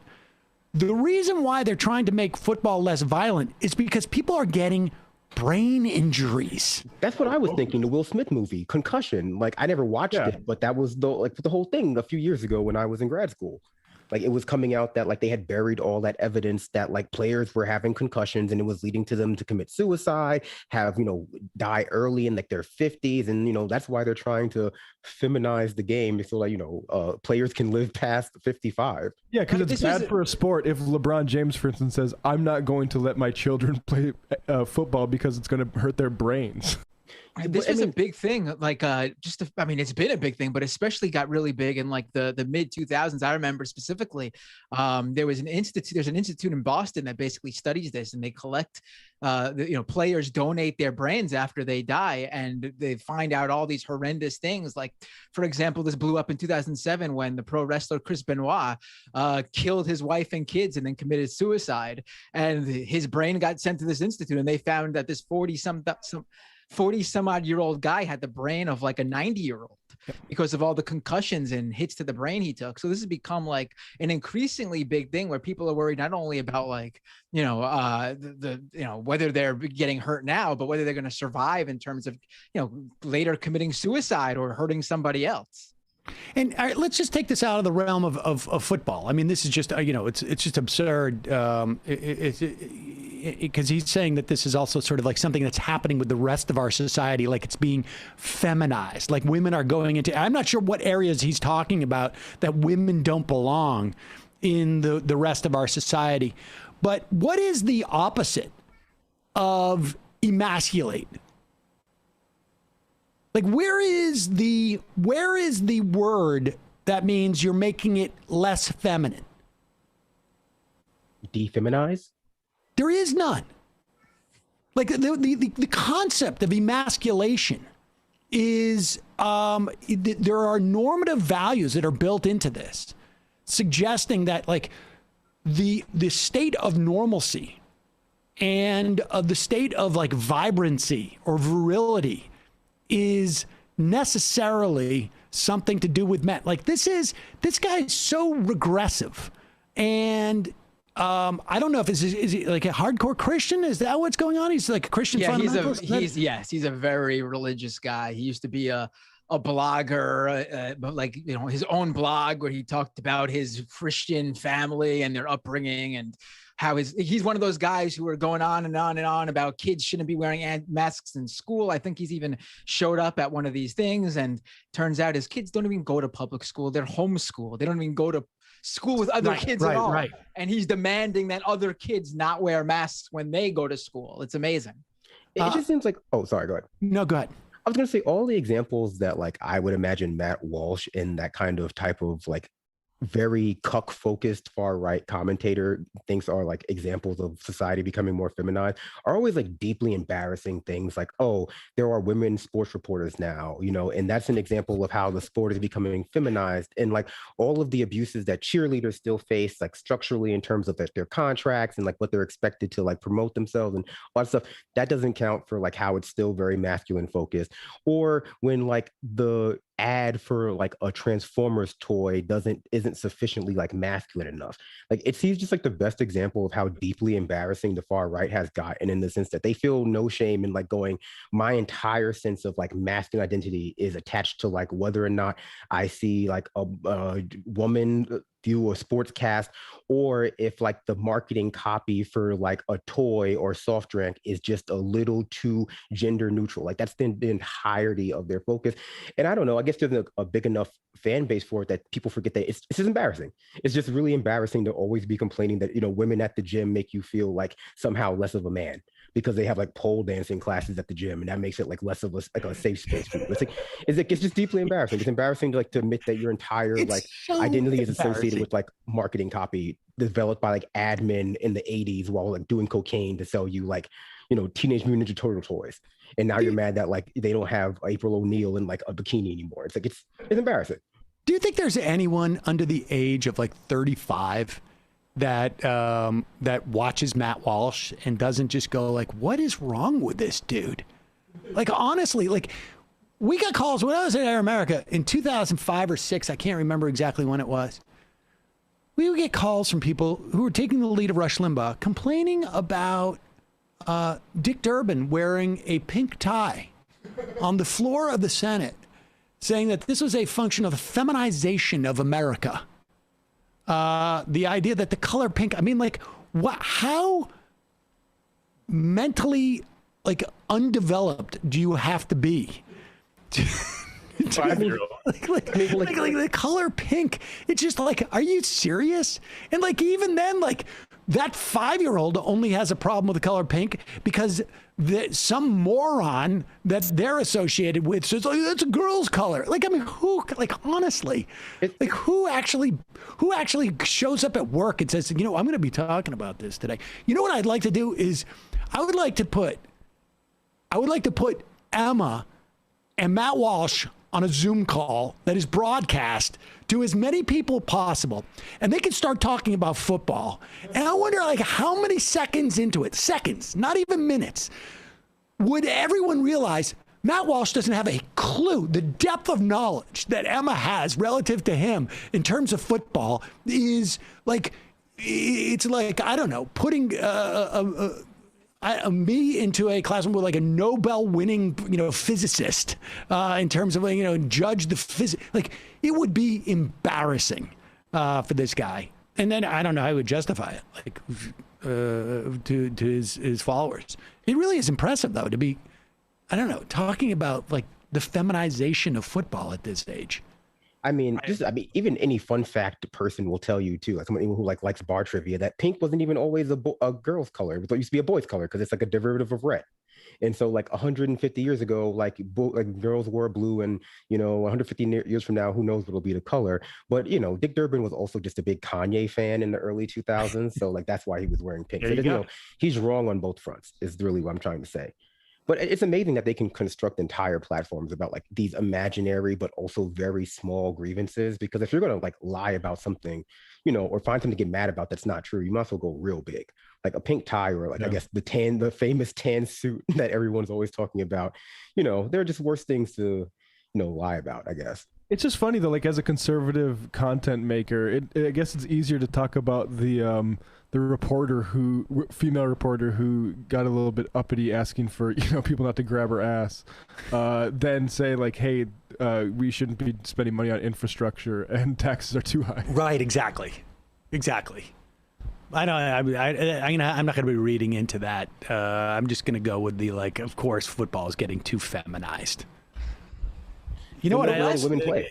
To have that kind of like, to me, that just like immediately just the first thing I hear when someone like that, particularly like at that age, right? Like, I mean, I can understand like a 75-year-old guy sitting around complaining about how, like, you know, I like it back when boys were boys and girls were girls, you know, like whatever it is. But somebody at Matt Walsh's age, it just seems to me like there's like internal struggles there that he's having issues with. Well, this is the guy who last time I spoke about him on this show was just a week or two ago when he was saying the only reason why Governor Kristi Noem is anybody is because she's a hot woman or something like that. Do you remember that, Matt? Yeah. She said and she's, what is it, like? Thank goodness she's hot because I don't know what else she offers or something like that because she right. Oh, and because she's under the age of 50, and because she's under the age of 50, he said. Right. He went on for like 60 seconds about like in staccato about like the things that might be wrong with her that would make her less attractive to men, which would make her less valuable. But I think that you're right, you know, Sam, in the sense that like the language just never seems to come naturally to him, either because he's trying to, like, you know, thread that line or thread that needle of like not actively saying that people deserve to be sexually harassed like while they're working, or also like just, you know, he's not from the generation where like, yeah, you know how skirts are, like they, you know, they're always complaining, like, so he has to find some way to like articulate it in a way that, you know, makes sense, I guess, to like the mismatch of 90-year-olds and like 21-year-olds who make up his audience. But, you know, it just doesn't sound like it's native to him. Like, I definitely believe he's a bigot, but not necessarily the kind of old-timey bigot that, like, you know, Steve Crowder has an easier time channeling. Yeah, exactly. Right. That's true. Right. Yeah, well, I think you said something interesting there, Brandon, where I don't think it is just the old people. I think he is also speaking to, like, I'm sure there's some, like, you know, young, you know, edgy, conservative, like MAGA kids, like TikTok MAGA kids who go and watch Matt Walsh, and they would probably have that thought process too. So he is trying to be that middle ground for that 75-year-old Sam was talking about. And then these kids who are just like, yeah, girls shouldn't be in sports because they're like in high school or whatever and haven't lived in the real world yet. Yeah, I mean, I think he appeals less to the kids, but not maybe the edgy ones, but like the ones that are prematurely like aged into like, they're like 16-year-old Mark Levins already. The kids who come to like high school in a suit, like, you know, to make everyone else feel, to make everyone else feel weird. Yeah, Walsh kills with those kids. Let's take a phone call. Calling from a 310 area code. Who's this? Where are you calling from? Hi, is this me? It is you. Hi. Who are you and where are you calling from? Sorry, this is Stephanie from Alabama, from Montgomery, Alabama. Stephanie from Montgomery, Alabama. What's on your mind, Stephanie? So I had two things. The first was related to something that you guys talked about a while ago. I'm a public defender here in Alabama, and you've had a couple of great interviews with people talking about criminal reform and sort of the issues surrounding that. And I just wanted to talk a bit about the experience in Alabama, because we have a huge problem of mass incarceration, obviously, but the way that that manifests itself here is that the prisons are overcrowded, the federal government is suing Alabama, and they have been desperately trying to simultaneously reduce the number of people in prison and appear tough on crime. And so initially that started off as just trying to get people with nonviolent crimes out of prison as quickly as possible, and that worked for a while in reducing the prison population, but it started to go back up, and it's all basically violent crime.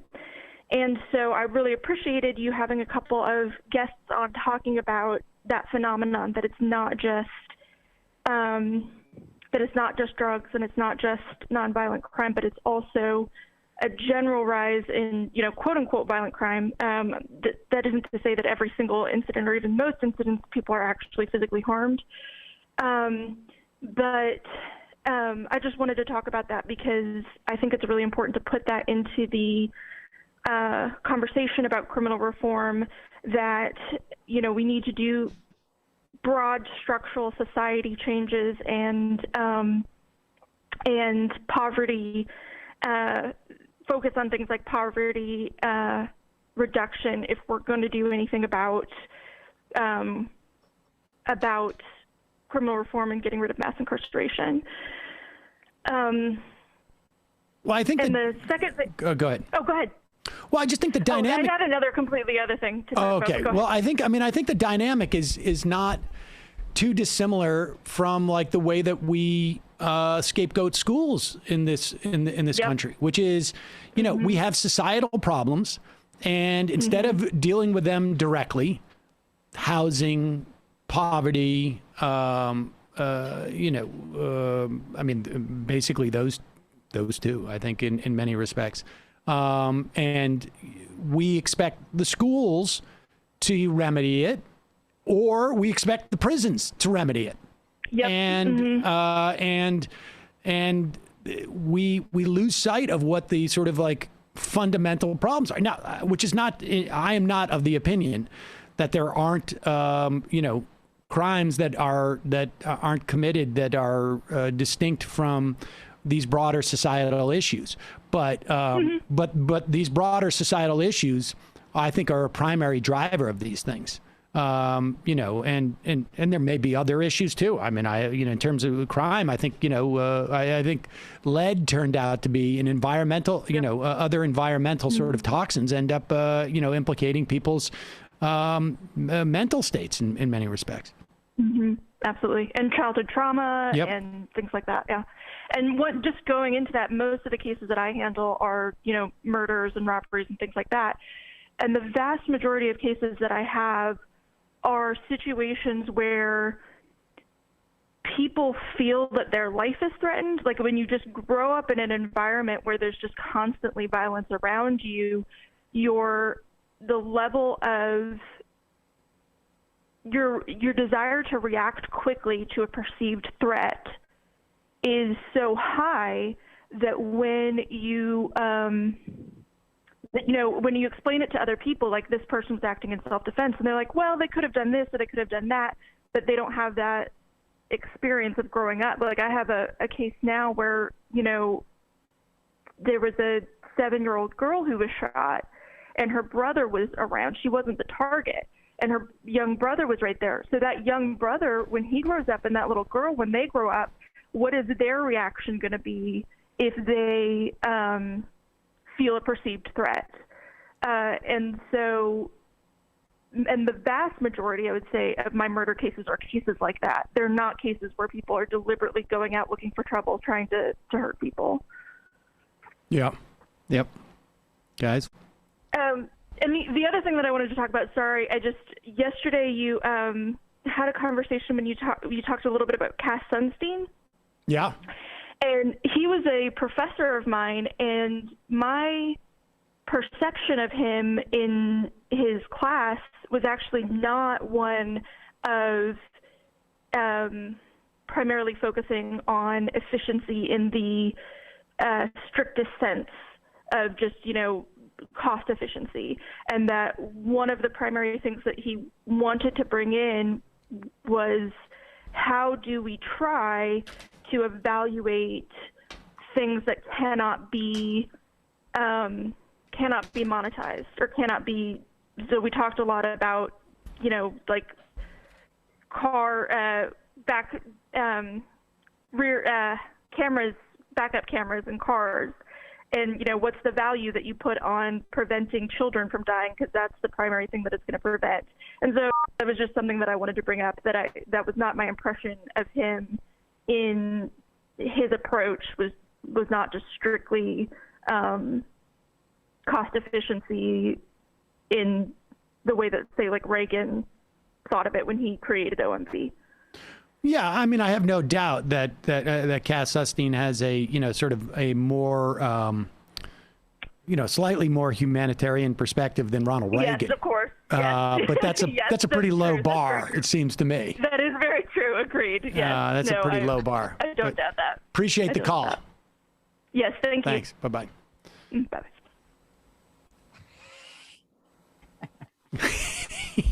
Ronald Reagan.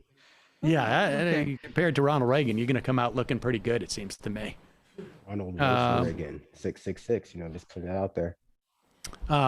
Should we do this Bill O'Reilly thing? Yeah. We were talking about Bill O'Reilly before the show, and I was just thinking, like, and if I'm like, what is going on with Bill O'Reilly? Like, how much money could he need at this point? And how much could he be making if he needed that much from being on Newsmax? But he's still out there like a ghost. I mean, this guy is so thirsty.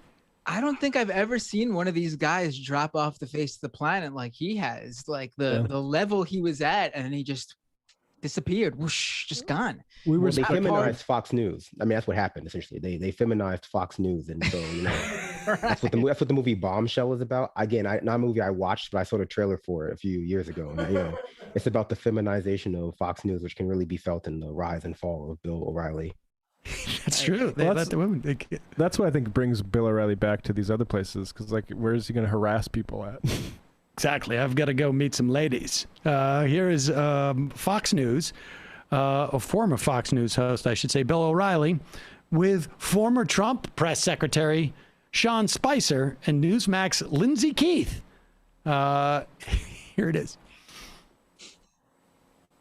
I feel it's safer. I just finished writing a book called Killing the Killers, The Secret War on Terrorism. It'll be out early next year.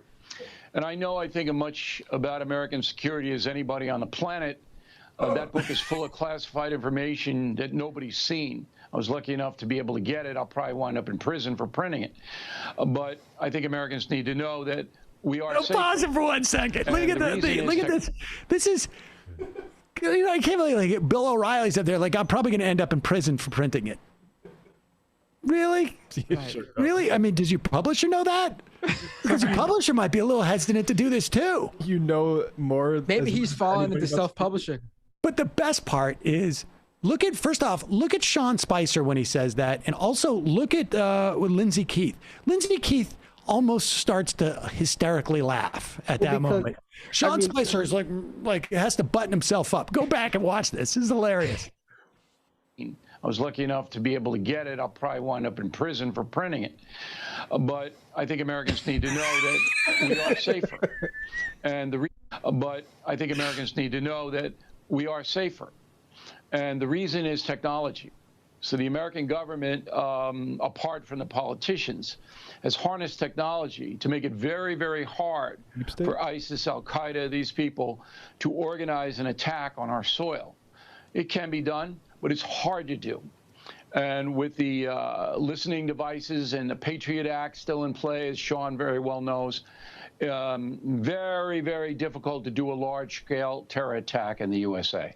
Hi, Emma Reckenberg here. If you're looking to do a large-scale terror attack in the United States, Killing the Killers is his new book. Yeah, not the Las Vegas pop punk band from the mid-2000s. Wow. He's maybe naming all his books "Killing" insert here was a bad idea because he's running out of names to throw in there. Oh, it's all right. He's going to be in prison, and I don't know if they'll let him write his next book in there. The way he described it, it sounds like a spec script for like a Jack Ryan-esque thriller about how technology is going to help bring down terrorists. And so, I think it's really bold to state that your fan fiction is going to get you thrown in jail. That's the kind of fan fiction I really want to read. Militaristic, 24-esque, just delusions written down. It's amazing. I love to be an anti-deep state guy when Trump's in office and then celebrate what the deep state did to expand surveillance, contrary to what the frickin' politicians wanted to do. Well, I should say we're probably going to end up in jail for this segment. I mean, there's probably every reason to believe that we're probably all going to get arrested for this segment because we're revealing the revelation of these Cuff me now. There we go. Cuff me now. No, there's the deep state, and then there's the feminized deep state, which is the separate evil deep state. So if you read between the lines of Bill O'Reilly's new book, Killing the Killers, How to Kill Killers, it's clear that what he's saying is that there's a separate entity within the deep state comprised of lesbians and black people and other sorts of miscreants, I suppose, who are making the otherwise good terrorist stopping deep state seem bad by comparison. Because just go back to the call for a quick second, that's what they have to do in order to erase the fact that our criminal justice system is so brutal and so you're much more likely to get caught up in it for like stealing a candy bar and have it ruin your life than you are to catch any real like miscreant who's interested in destroying our society. That's why we have to hear about the Boston bombing, the bomber every few years, you know, because he's the criminal, the bad guy who can't be redeemed. And so he has to stand in for all bad guys. And so this obsession with terrorism is just another way for people to be obsessed with the military industrial complex and the prison industrial complex. What you said about the, you know, the feminization like that, I know, I mean, you're joking, but you're also being serious because that's really what they do believe. I mean, you hear like, oh, our military, because what was it most recently, that general that went up at a hearing and said how, you know, he does read books about white supremacy because he needs to understand these sort of things, like about white anger or whatever it was that he said. And all of a sudden, the entire right is attacking this guy for being woke. And I mean, listen, a lot of reasons to criticize the military and generals and various other people in the military industrial complex, but being too woke certainly isn't one of them. Well, I mean, that's kind of like a new version of a classic kind of neo-fascist from the early 80s, like late 90s talking point of like, well, yeah, they believe that these institutions, the media, the military, the police are being infiltrated by some mysterious cabal of minorities, which is usually coded for like, you know, some anti-Semitic sentiment. And they're using these other groups of traditionally marginalized people to ruin society. It just seems like a lot of the far right has now removed that sort of like core of, well, it's being done by like the Jewish people, and have just been like, oh, it's just a woke mafia. And because maybe they're not aware of like what that core used to be, you know, used to exist for. But like, I'm sure that the people who are infiltrating their circles to like actually recruit for real neo-Nazi groups and, you know, Stormfront, et cetera, understand that like, no, this is just one step away from the classic, like Jewish professors are liberalizing kids, et cetera, et cetera. Right, right. And you know what you said about the Boston bomber being the ultimate baddie, it's interesting because, I mean, that was Osama bin Laden. Like, you know, I mean, obviously look at how this country reacted to 9/11, and there was no bigger goal, no bigger aim than to catch Osama bin Laden after 9/11. And then Obama went ahead and it ended up that we got Osama bin Laden under his administration. And all of a sudden conservatives, not so concerned, never really thought. I mean, I just played on my show 2 weeks ago, Trump on, I think it was a Newsmax show or something. He called in and he basically said how him getting the leader of ISIS or Soleimani of Iran was more important because those were the real bad guys. And he went ahead and said, you know, everyone thinks Osama bin Laden, but no, you know, he had one big hit, he said. But other than that, he wasn't the real bad guy like the leader of ISIS and Soleimani was. But that's because if I remember correctly, and look, I don't think we should have assassinated bin Laden. I think we should have brought him back. But the night that happened, I believe, was the night at the correspondence dinner where Obama mocked the hell out of Donald Trump. And so that is that is like an open gaping wound for that guy. Everything around that, because he was pissed at Obama and was going to come out and then the next day he just, you know, so he suffered that humiliation. And sort of on top of that, Obama, you know, had been sort of lionized because he called for basically the assassination of bin Laden had taken part at that moment. The worst thing bin Laden ever did was get himself assassinated the night of that correspondence dinner. Ruined my life. Yeah, I mean, he really set the stage for that, like that punchline. I like terror guys who are not assassinated. I don't know what like the black version of being feminized or emasculated by a woman is. I'm just gonna say blacked. So Obama blacked him that night at the correspondence dinner, and he didn't take kindly to it. Nope, didn't appreciate it. I don't even think he's born in America. Don't black me, Obama. Meanwhile, 7.5 million people at the beginning of this week lost their either extended or expanded or really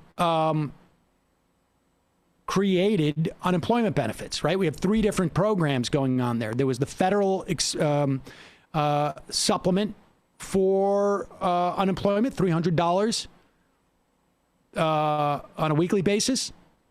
There was an extension in terms of like weeks.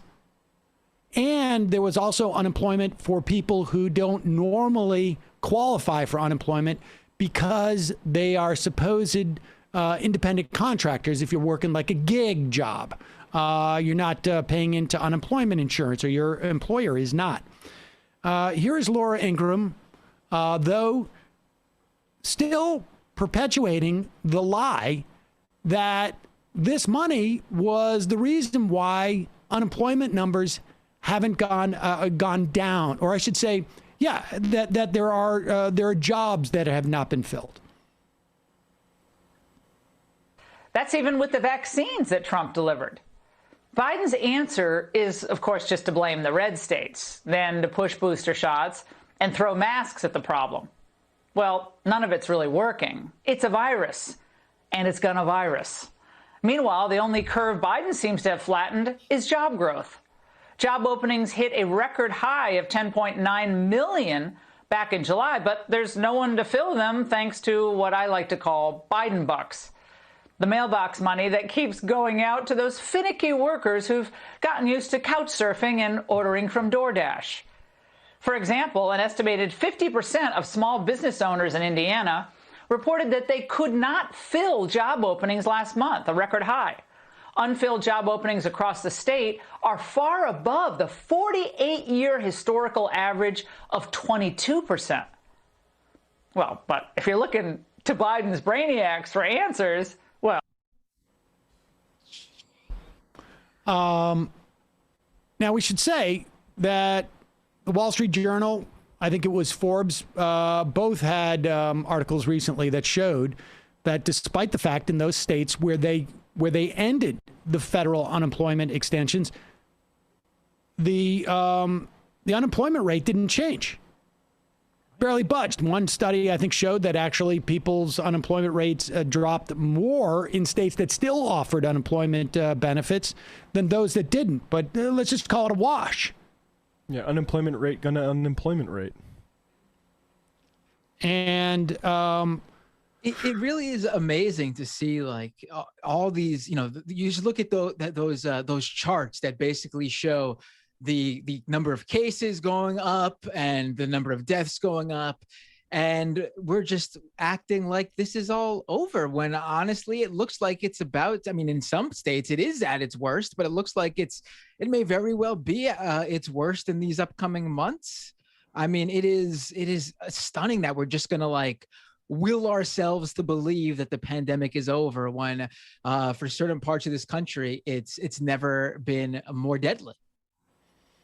I can't believe virus gonna virus, as if that is like viruses notoriously. We don't have an ability to stop any. Yeah, we can viruses. intervene against viruses. That's a thing we do as a society. I wonder if she's taken the vaccine. I wonder why. She would have done that. Washes her hands after like going to the bathroom or before she eats. Because viruses are going to virus. I wonder if she's just like, I'm coming into work. I don't care what you say. Virus is going to virus. It's this insistence that like punishing people is the only possible way that we might incentivize our society is both fatalistic and amazingly, again, going back to the caller, that the idea that, by punishing school children, that like making crimes more criminal or whatever by increasing like their punishment for them, that we're going to somehow improve the moral standing of our society, even to all of the, all of the evidence to the contrary, right? The idea that the punitive approach is so legitimate that like the real criminology that you can look into and read that tells you like it doesn't work. Like, punishing people, the death penalty doesn't work as a disinterrent or whatever, doesn't work.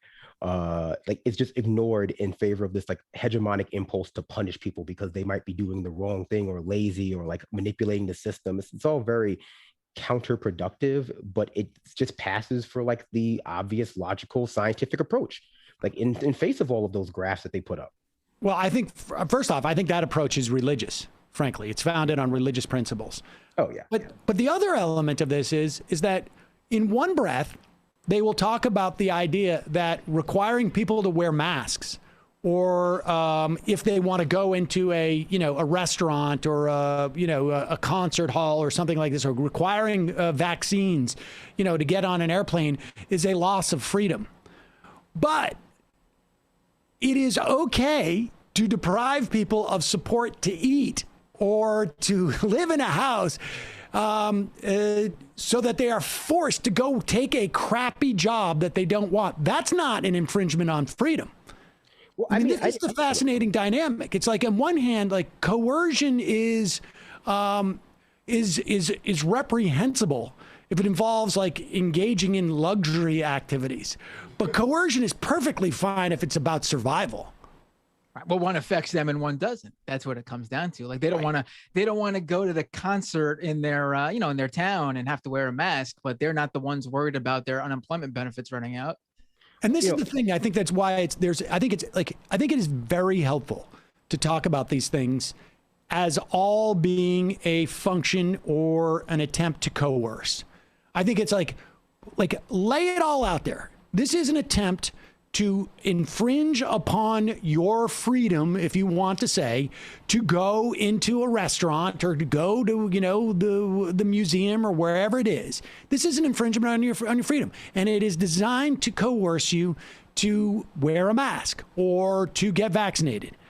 And then the same should be made explicitly clear that we need to keep you in a, sort of like treading water, so that you are forced to go in and work at a job that you're not interested in working at.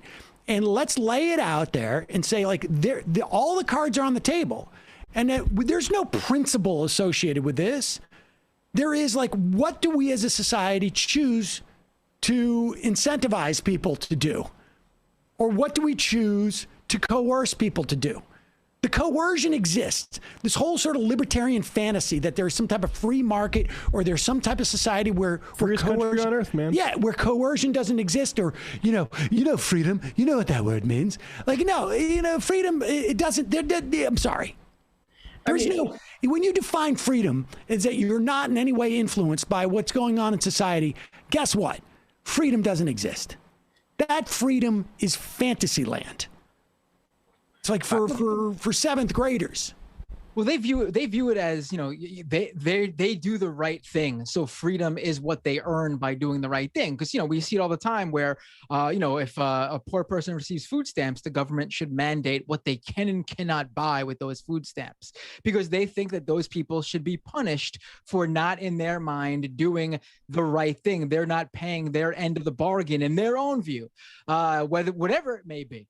For them, they say, oh, they're successful, they're rich, they pay their taxes, they have money, they're doing the right thing. You can't tell them what to do. I mean, at least that's what how I think they view it, or at least the ones that are smart enough to view it that way. Because to me, the real depressing thing are the people who are in those positions and should be having solidarity with the people who receive unemployment benefits. Many people themselves who are receiving those unemployment benefits, watching Fox News and saying, yeah, I agree. They're talking about you. I deserve the benefits, but those other people, they don't. They're just ordering DoorDash.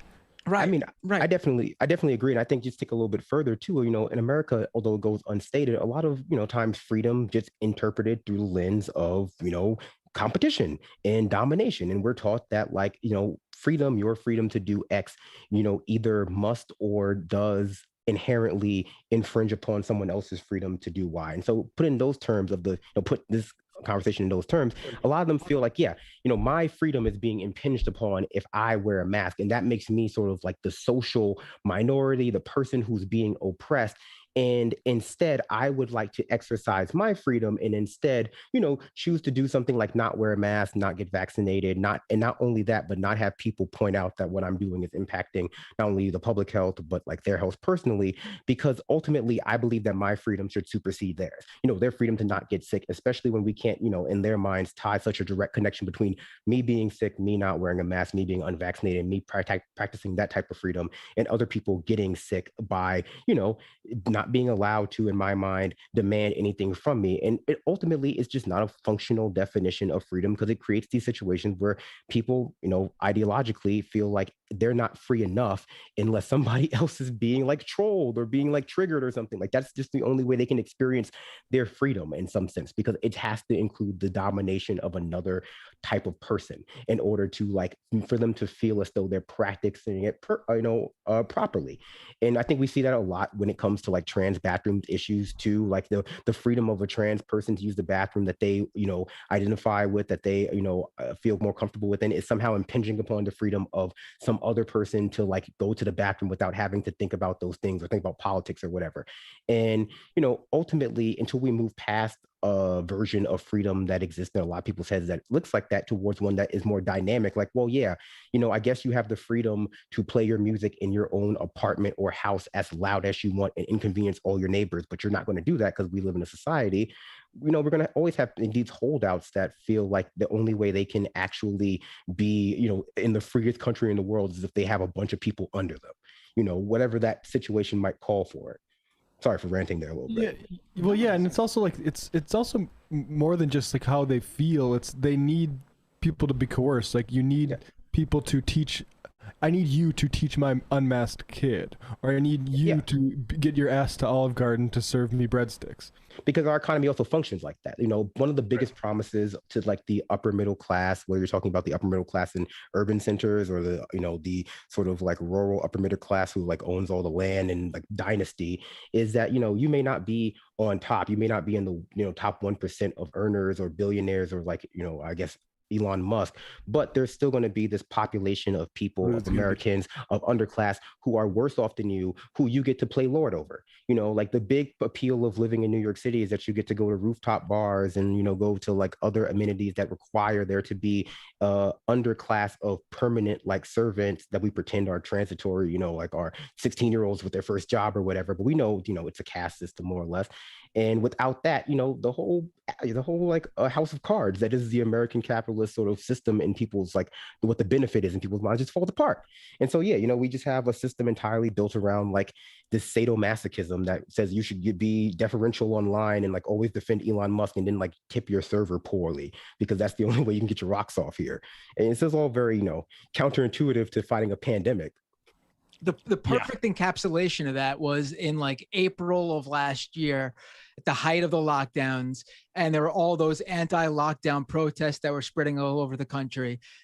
When I mean spreading over the country, I mean a handful of people literally flying over the country to make it seem like there were a lot of people. Brandon Straka, he was one of those type of guys. But the perfect encapsulation of that was, they were talking, the right-wing media was covering it as, people need to get to work. They're running out of, they're starving. They need to buy food, pay their rent, take care of their families.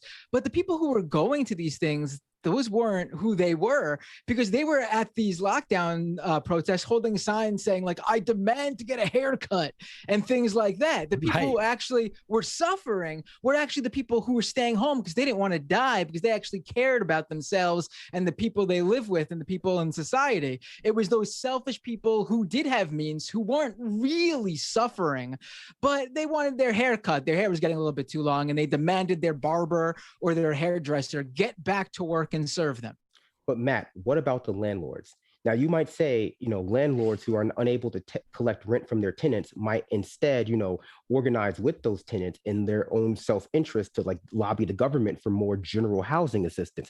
But if they did that, they wouldn't be able to play landlord. They would have to acknowledge that they're workers. They have to acknowledge that they're being cucked by the system too. And so I wouldn't call them workers, but you know what I'm saying. They're not workers. Obviously, they're they're not the 1%. They're not at the highest level of capitalism in terms of like being able to actively live outside of this level of precarity. I'm talking about like the baby landlords as they describe themselves, not like what we know the actual landlords in America are, which is like BlackRock. And the most amazing thing about that is them going and blaming the government for not helping them, and them being the landlords and paying the rent of their tenants so their tenants can stay there.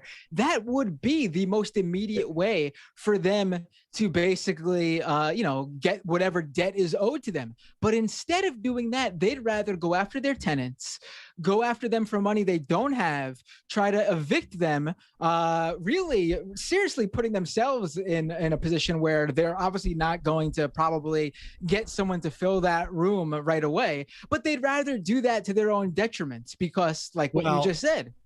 It's not always to their own detriment, because once you get tenant A out, tenant B comes in with a 10% or 20% or 30% or 40% raise in rent, right? I mean, you have a lot more flexibility to raise that rent in that instance. But yes, I mean, largely, I think there's a lot of that is to maintain their status. I want to make sure I don't come across as defending landlords. My larger point, not that anyone's saying I was, but my own internal instinct is to make sure that that's very understood. My only larger point is that you have these middle manager types, either literally or in their own, in their own heads, who presume themselves to be different than like the 99% of us who are going to probably live in debt for the rest of their, our lives. And, a lot of that illusion is maintained by all of the service economy and the existence of people running around to like hand you money for things you don't deserve. Brandon, at the end of this episode, the one quote from this entire show today that's going to go around social media is landlords are workers. If I get dragged for that, I deserve to get dragged for that. That was unforgivable misspeak. Guitar Scar. You guys missed one of the best parts of the drunk guy on the plane video. When the cops came to grab him, he was mumbling into his hand about how liberals don't like America, and he does. The whole video is a perfect distillation of the American Republican Party. Clown Shoe Mike, sir, there's an exclamation point there. You must say Gutfeld with enthusiasm. Bernadette, Norway is having an election on Monday. We have a chance to finally replace our 8-year-long conservative government with a Labor-led coalition. Two relatively new leftist parties, the Red and Green Party, both have a golden opportunity to get over 4%, which is an important threshold to secure a significant number of seats in Parliament. Wish us good luck. Left is best. Good luck. Today's the day. Please stop saying Joe Lieberman was moderate. Who said that? Feingold. Oh, did he? Yeah. I thought I had another misspeak. The Constitution's not a suicide pact. Seems like a terrible thing to say at that point. It is always snowy in Ottawa. Sam, I admit that when Emma brought you onto the Majority Report last week to practice hosting for her vacation this week, and then you did the whole tank top thing on Friday, I wasn't sure you were taking the show seriously enough. Yesterday's show showed me that you're capable of doing a good job under bowel pressure. I hope she brings you on as a full-time co-host or at least a regular correspondent. Maybe you can even get your own theme song. Governor HVAC.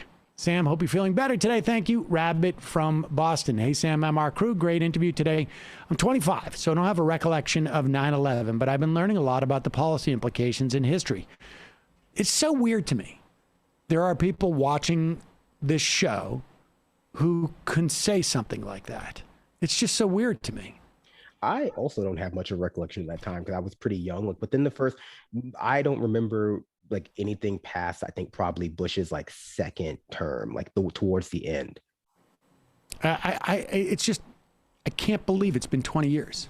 It's crazy to me.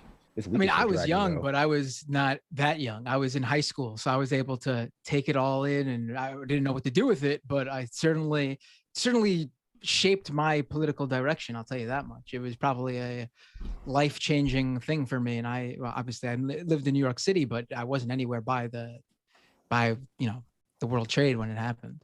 One thing that I only recently learned about was the anthrax attacks, which seemed to play a factor in the legislation that followed 9/11. What's your take on these? Not to sound too conspiratorial, but the anthrax attacks sound like a manufactured scare tactic to me for someone who didn't comprehend these events. They never found out who was sending this anthrax. I thought they did. I thought they found out years and years later that it was some like scientist who died. Wow. It was never established, right? I mean, the guy died, and it's a very controversial. There's still a lot of controversy around that. I do have a vague recollection of that. I will tell you this: there is no doubt that anthrax played right into. I mean, it was they talked about it being weaponized grade that only Iraq could have had.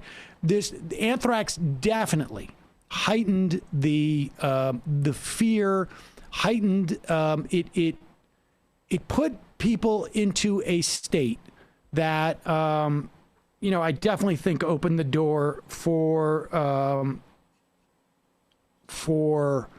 the invasion of Iraq, and it happened right after that.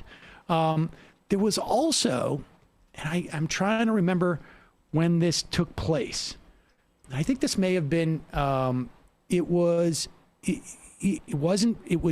about a year later, there was, which was about 4 or 5 months before we invaded Iraq, there was, like for a month, a sniper in D.C. And he was a former military guy, I believe, if I remember correctly, and he had a young sort of like accomplice, right? Sidekick. And I think like something like 10 people were killed. I can't remember how many people were wounded. And it was just one more thing. And it turned out to be a former U.S. Serviceman. But it just created the emotional milieu that, you know, we were under siege. And I, you know, and in New York, I mean, I don't remember when it stopped, but I lived a couple of blocks north of the National Guard building where there was a clearinghouse for missing people. And an entire city block was full of pictures that people had pasted up on the walls and around this big fence, looking for people who, you know, they had lost in the collapse of the towers. Anthrax definitely played a big part into it. I imagine it was some lunatic, but it was an opportunity for those people who wanted to create more of a sense of threat. Zephi, in talking about the post 9/11 environment, I sometimes wonder the memory hold impact of anthrax attacks that came a month later. Yes, that's the next person. Jonathan Armstead.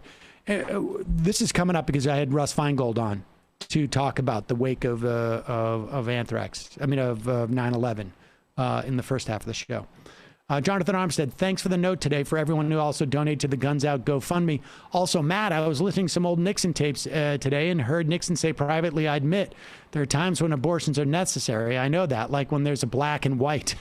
I feel like we should share that quote with the modern GOP to see if it caused them to back off Texas laws or cause their heads to explode. Really cool. Ask Feingold about the filibuster. Got any Billo sound drops that like falafel or get my pipe up?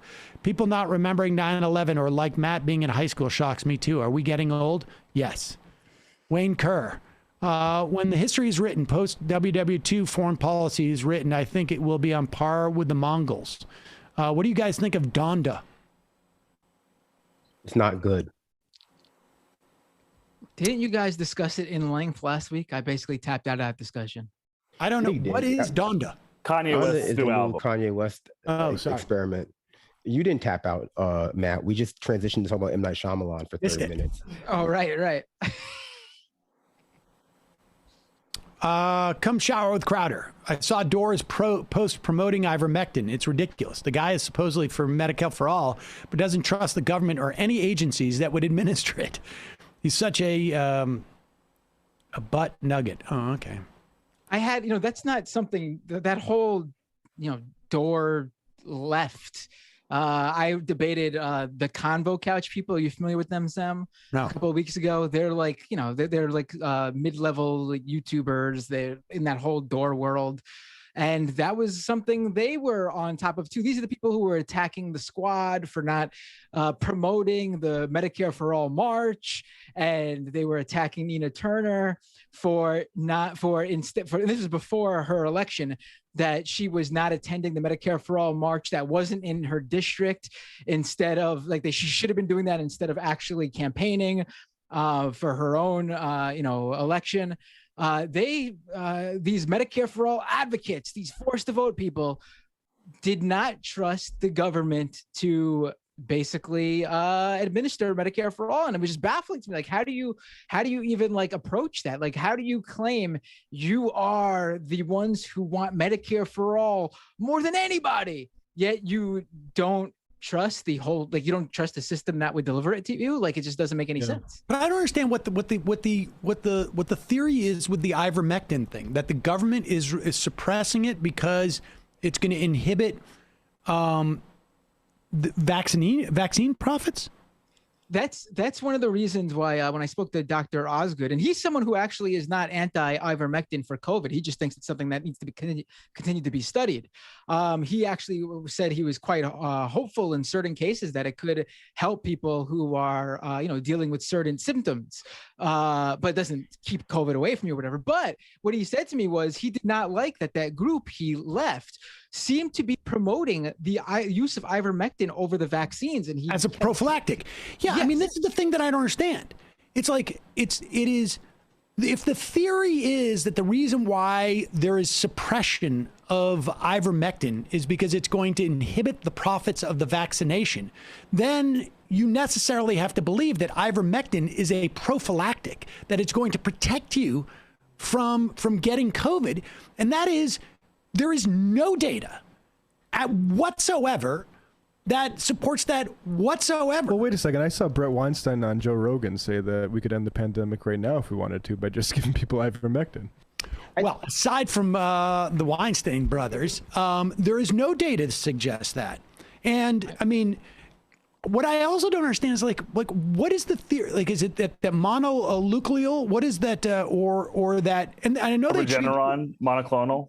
Yeah, monoclonal, or they also treat with some steroids, which are also inexpensive. Like, I mean, why are those allowed to be discussed in the media as treatments, but not ivermectin? Which is this horse paste thing that's recently, because of this Rolling Stone article that allowed a whole bunch of these ivermectin pushers to act like they were the victims again. Like, the problem is they argue that it's suppressed because of liberal groupthink, but the actual people that they're peddling, like the Brett Weinsteins or whatever, they're implying something a lot greater than just like a liberal groupthink thing. They're talking about some type of conspiracy to deny people, the key to freedom from this pandemic. And then I think there's a lot of people who are just like, I mean, talk about identity politics. Like, oh, we're going to choose a side here. I'm going to be on I'm going to be in the Rogan camp, and so that way I get I'm going to get some some of that runoff. I mean, it's really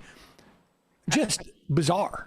I have a question. This might be a dumb question. So are people getting vaccinated and then taking the ivermectin as a second line of defense? I mean, I'm sure some people probably are doing that. Or have the anti-vaxxers totally switched from like, this vaccine is not effective, but they're giving it to people for some reason, multiple different types, obviously, to this other thing that's not hydroxychloroquine, that was not, I guess that's effective, obviously, is the actual pharmaceutical cure of or prevention of COVID-19, and they don't want you to have that. But why?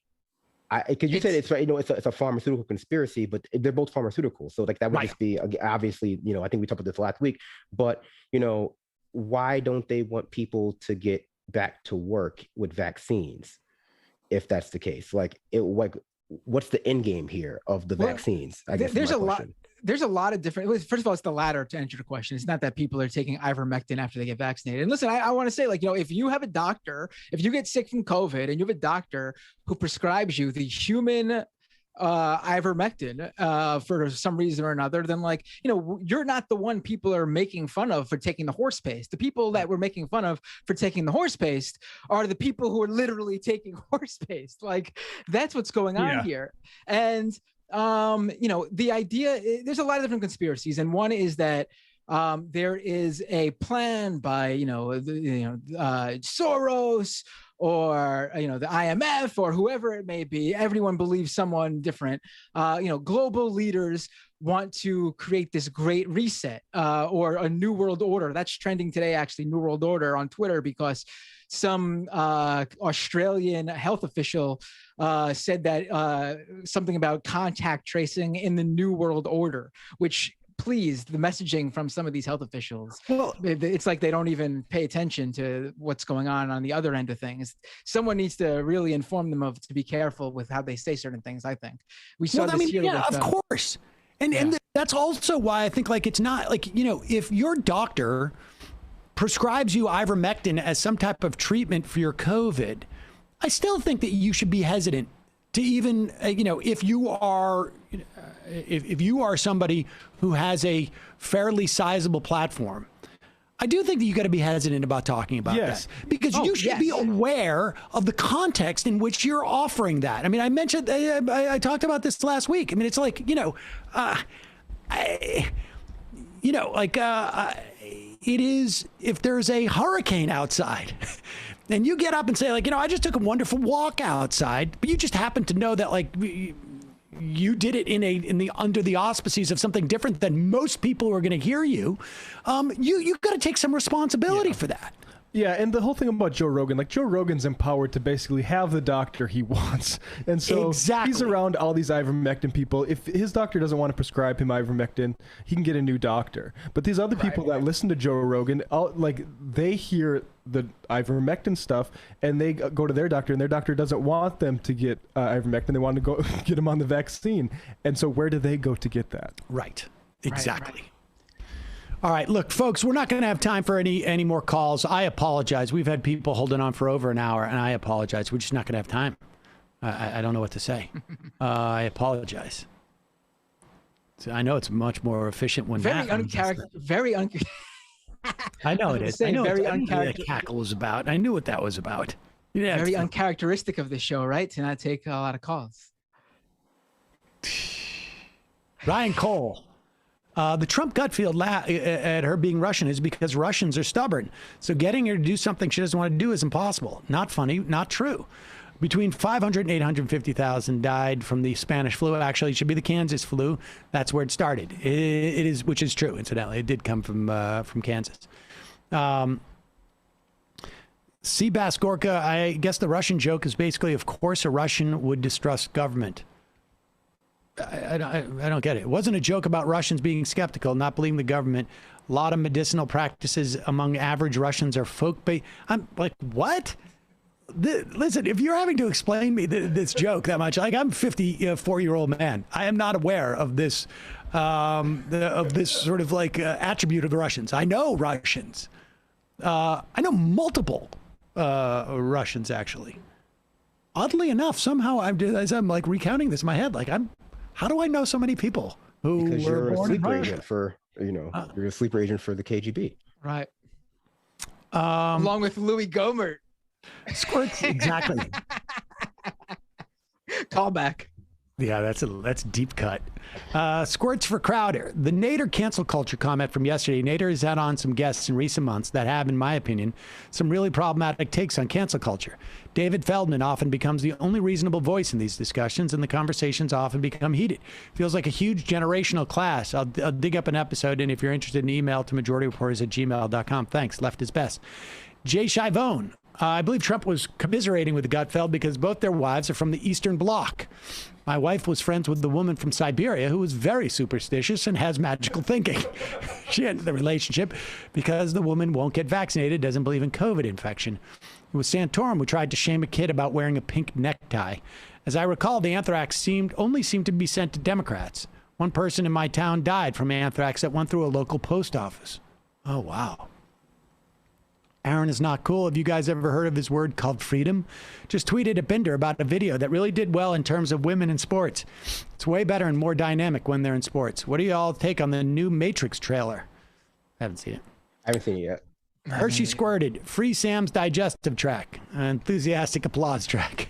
Max in Oakland. That entire Gutfeld piece was completely fabricated, a way for Trump to do some damage control in the pro-vaccine statements he issued a week ago. Those statements almost got him canceled, without a doubt, right? Bruce Belden, I love the Sam and Brandon dynamic. I wish we could enjoy it more often. Please have him on more often if he's interested. There you go. Thank you. This is very meaningful for me. I used to watch you guys when I was in college, chopping it up on the show. Yeah. Oh, my God. So old. I feel old, too, with Brendan on. I mean, he's talking about watching the show in college. I used to watch the Republican debates on Majority Report live stream in 2016, 2015. Some of the greatest television I've ever seen in my entire life. Oh, when we were there. Oh, yeah, that was fun. That was fun. Sad that he had to ruin it by winning, but I know it. All right, let's go through some of these more IMs here. Sam's a sellout. Sam Sellout Seder. I live in California. Yesterday, there was a guy on my corner of a busy intersection near me with a full Grim Reaper costume on. He had a sign that said, "Vote yes to recall Gavin Newsom." That made my morning. I can only hope that this encouraged people to do the opposite of what he said. Yeah, you would, like, the Grim Reaper would not be the person you would listen to as to who to vote for. I don't know. People are taking his advice when it comes to COVID. So that's true too. Well, is the Grim Reaper pro-death or anti-death? Well, pro-death, obviously. Unless he hates his job, then he might be anti-death, but just forced to do it because his unemployment ran out. Exactly. Exactly. He's trying to get those Biden bucks. Sam's overworked bidet. As bad as food poisoning is, it's the only made worse by the constant okay. Demian. My brother-in-law was hospitalized with COVID at a relatively rural hospital. Once they decided he was stable, but still infected, they sent him out into the night. He had no way to get home, and no one would pick him up out of COVID fear, so he had to walk about 20 miles back to his home to quarantine. This is insane. There's no real public transportation where he lives. Along the way, he had to purchase supplies to quarantine, but that exposed who knows how many people. Not sure why an ambulance couldn't have just taken him home, but I can see why some people might not even bother with that hospital having to deal with crud like this. That's nuts. Tim Caucus. Am I wrong to think Biden bucks might be kind of good for Biden? I increasingly, I think, and this is a different dynamic that has taken place over the past, I think, like 5 or 6 years. It used to be the right wing would germinate these ideas and try and infect them and inject them into the mainstream media. Largely, I think it doesn't happen, and I think in part because it doesn't have to happen. These are now self-sustaining ecosystems, and the agenda is less to change the mainstream conversation, but to get their own people motivated to go out and vote and to keep supporting their stuff. So I think it's people are largely talking to their own people, and or to people who are already sort of, so I don't think there's many people who go like, Biden bucks, wait a second, that seems like a good thing.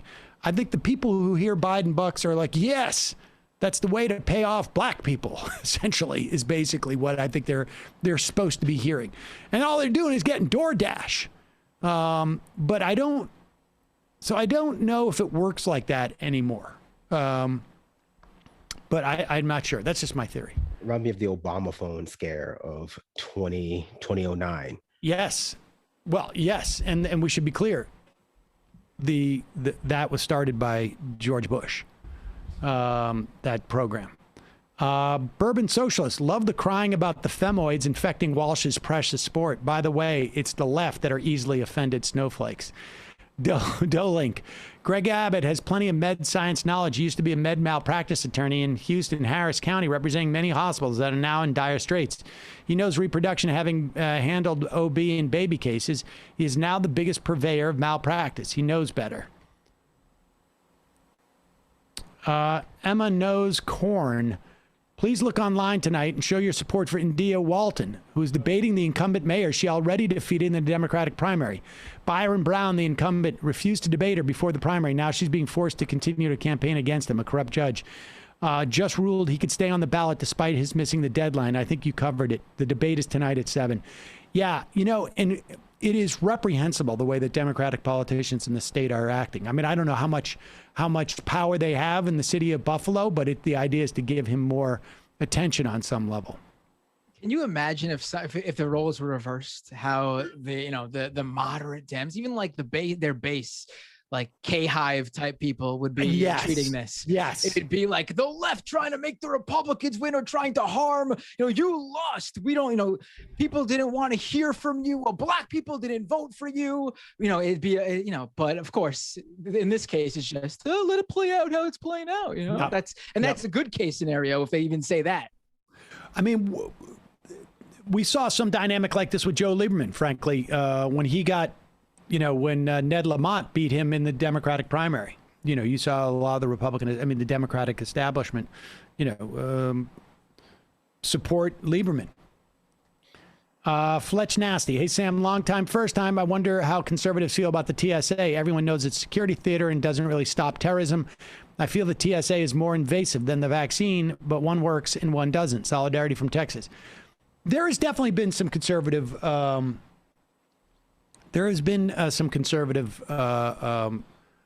issue with the TSA. I haven't heard it as of late, but certainly at different times. Buffalo, Erie County is, according to Bradley, Kathy Hochul's center of power. So that's part of the reason probably why she was like hedging her bets. Kowalski of the Prairie, Thursday must be for the boys. Somehow I feel like there'll be less sports talk than normal on Thursday's show. Anywho, in bad news, ICU beds in Lincoln and Omaha are full. My hometown of Grand Island has 2 beds open, though we just hosted the state fair. Next week, we'll be hosting Contingent's largest working farm show. Between these big events, bringing tens of thousands into the area and schools being open, and I fear we're looking at a dark fall with a 50% state vaccination rate. Nebraska, like other Upper Plains states, don't have as many ICU beds per capita given our low density and for-profit healthcare system. So us being full is not the same as denser southern states with similar mindsets. I'll keep you posted. Oy. Good luck, man. Michael from Bavaria. Pink used to be a male color, is a minor form of royal red, while blue was female because it's used in the paintings of the Virgin Mary. Brandon said the same thing. The more you know. Can we get a shofar? Big Frankie, I see. Can we get a shofar from Darren from the band Greyhawk? He got shot in the leg when he stopped in a bar shooting in Idaho. Darren was unarmed. He was healing and will be okay. No one else was hurt.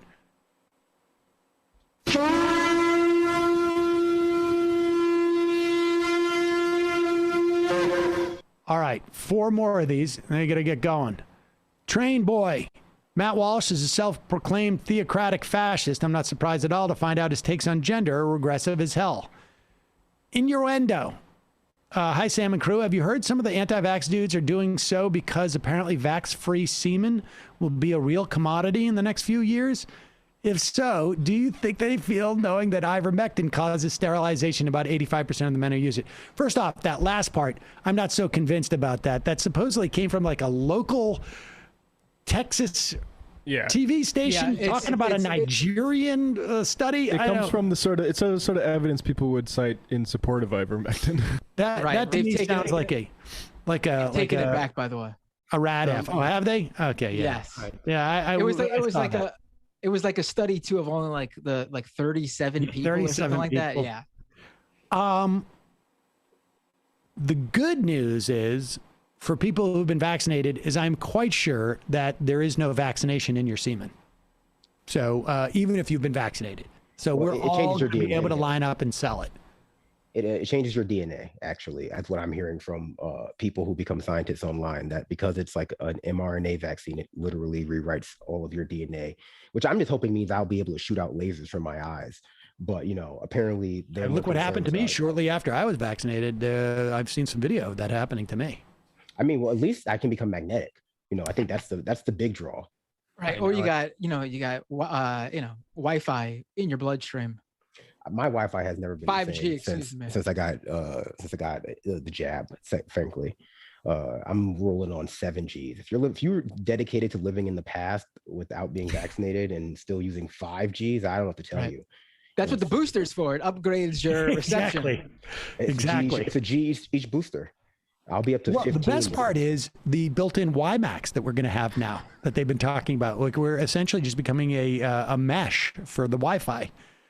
Vinny Holiday, last year, right-wing media was also claiming suicides were going up, citing numbers from 2019, only for the actual suicide rate to be found to have gone down when those numbers came out this year. That's funny. I did not hear about the suicide rate dropping, actually, in 2020. I heard a lot of predictions that it would go up because of particularly the lockdowns. Right-wing people that were protesting. Yeah, where are all those people? They've just moved on from the next thing. Has Nate Silver talked about this? Brandon Stand for life. Combat sports is going to have to reckoning with CTE at some point as well. Also, Trump is the commentator on the Holyfield-Belford fight this weekend. Texas Tree. I'm looking forward to that simply because he knows nothing about MMA and he's gonna just he hit him really hard. Oh, that's it. He's gonna do like 20 minutes and then I'm gonna go sit back up. Yeah, I'm gonna go box again. Go back to the luxury box. Texas oak tree. Fall is my absolute favorite time of year and coincidentally my favorite form of physical activity. All right, 2 more. Spy trance. So I think public radio is important. A good liberal, I dutifully donate to my local NPR station every month. But every time I listen to it, I debate whether it's even worth it. They have on these people from the worst DC think tanks to talk about current events. And on top of that, the music usually sucks.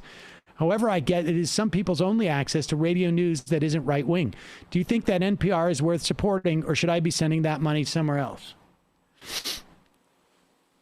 I felt a lot more confident in saying don't support NPR when Air America existed, to be honest with you.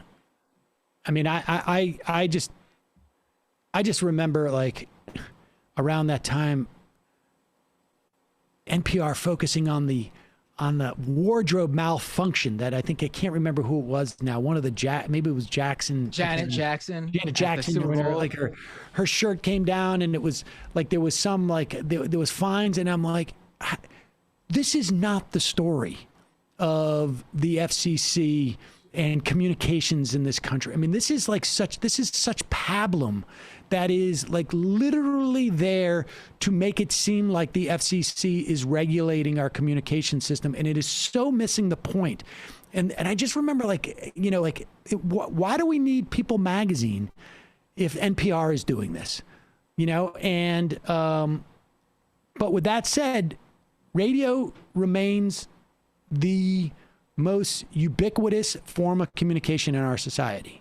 And it is a complete failure that we haven't figured out a way of creating some network of community-based radio stations or something like that. It's really, my answer is I don't know. All right, 2 more. I felt a lot more comfortable telling people not to send money to NPR when I launched my Patreon. That money should come here. Yeah. I've heard good things about local NPR affiliates. I've only ever been like on a road trip and have been forced to listen to like their like fun fact show where they are, which I think is a little bit insulting because they like frame it as though you should be surprised by like the most basic facts about the world. Like they'll just be like, this episode is about the beach or sand. And it's like, did you know that sand is actually made up of tiny rocks? And it's like, well, I guess. I had never really considered it. They'll add like a jellyfish like sound effect. Like woo.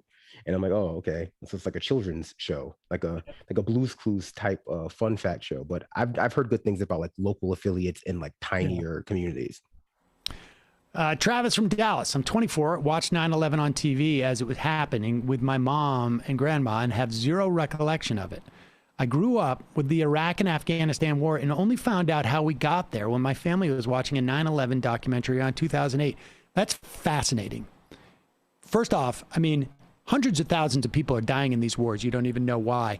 And the reality is probably a significant majority of people in Afghanistan. And I think they've done polling to this, but I would imagine they undercount.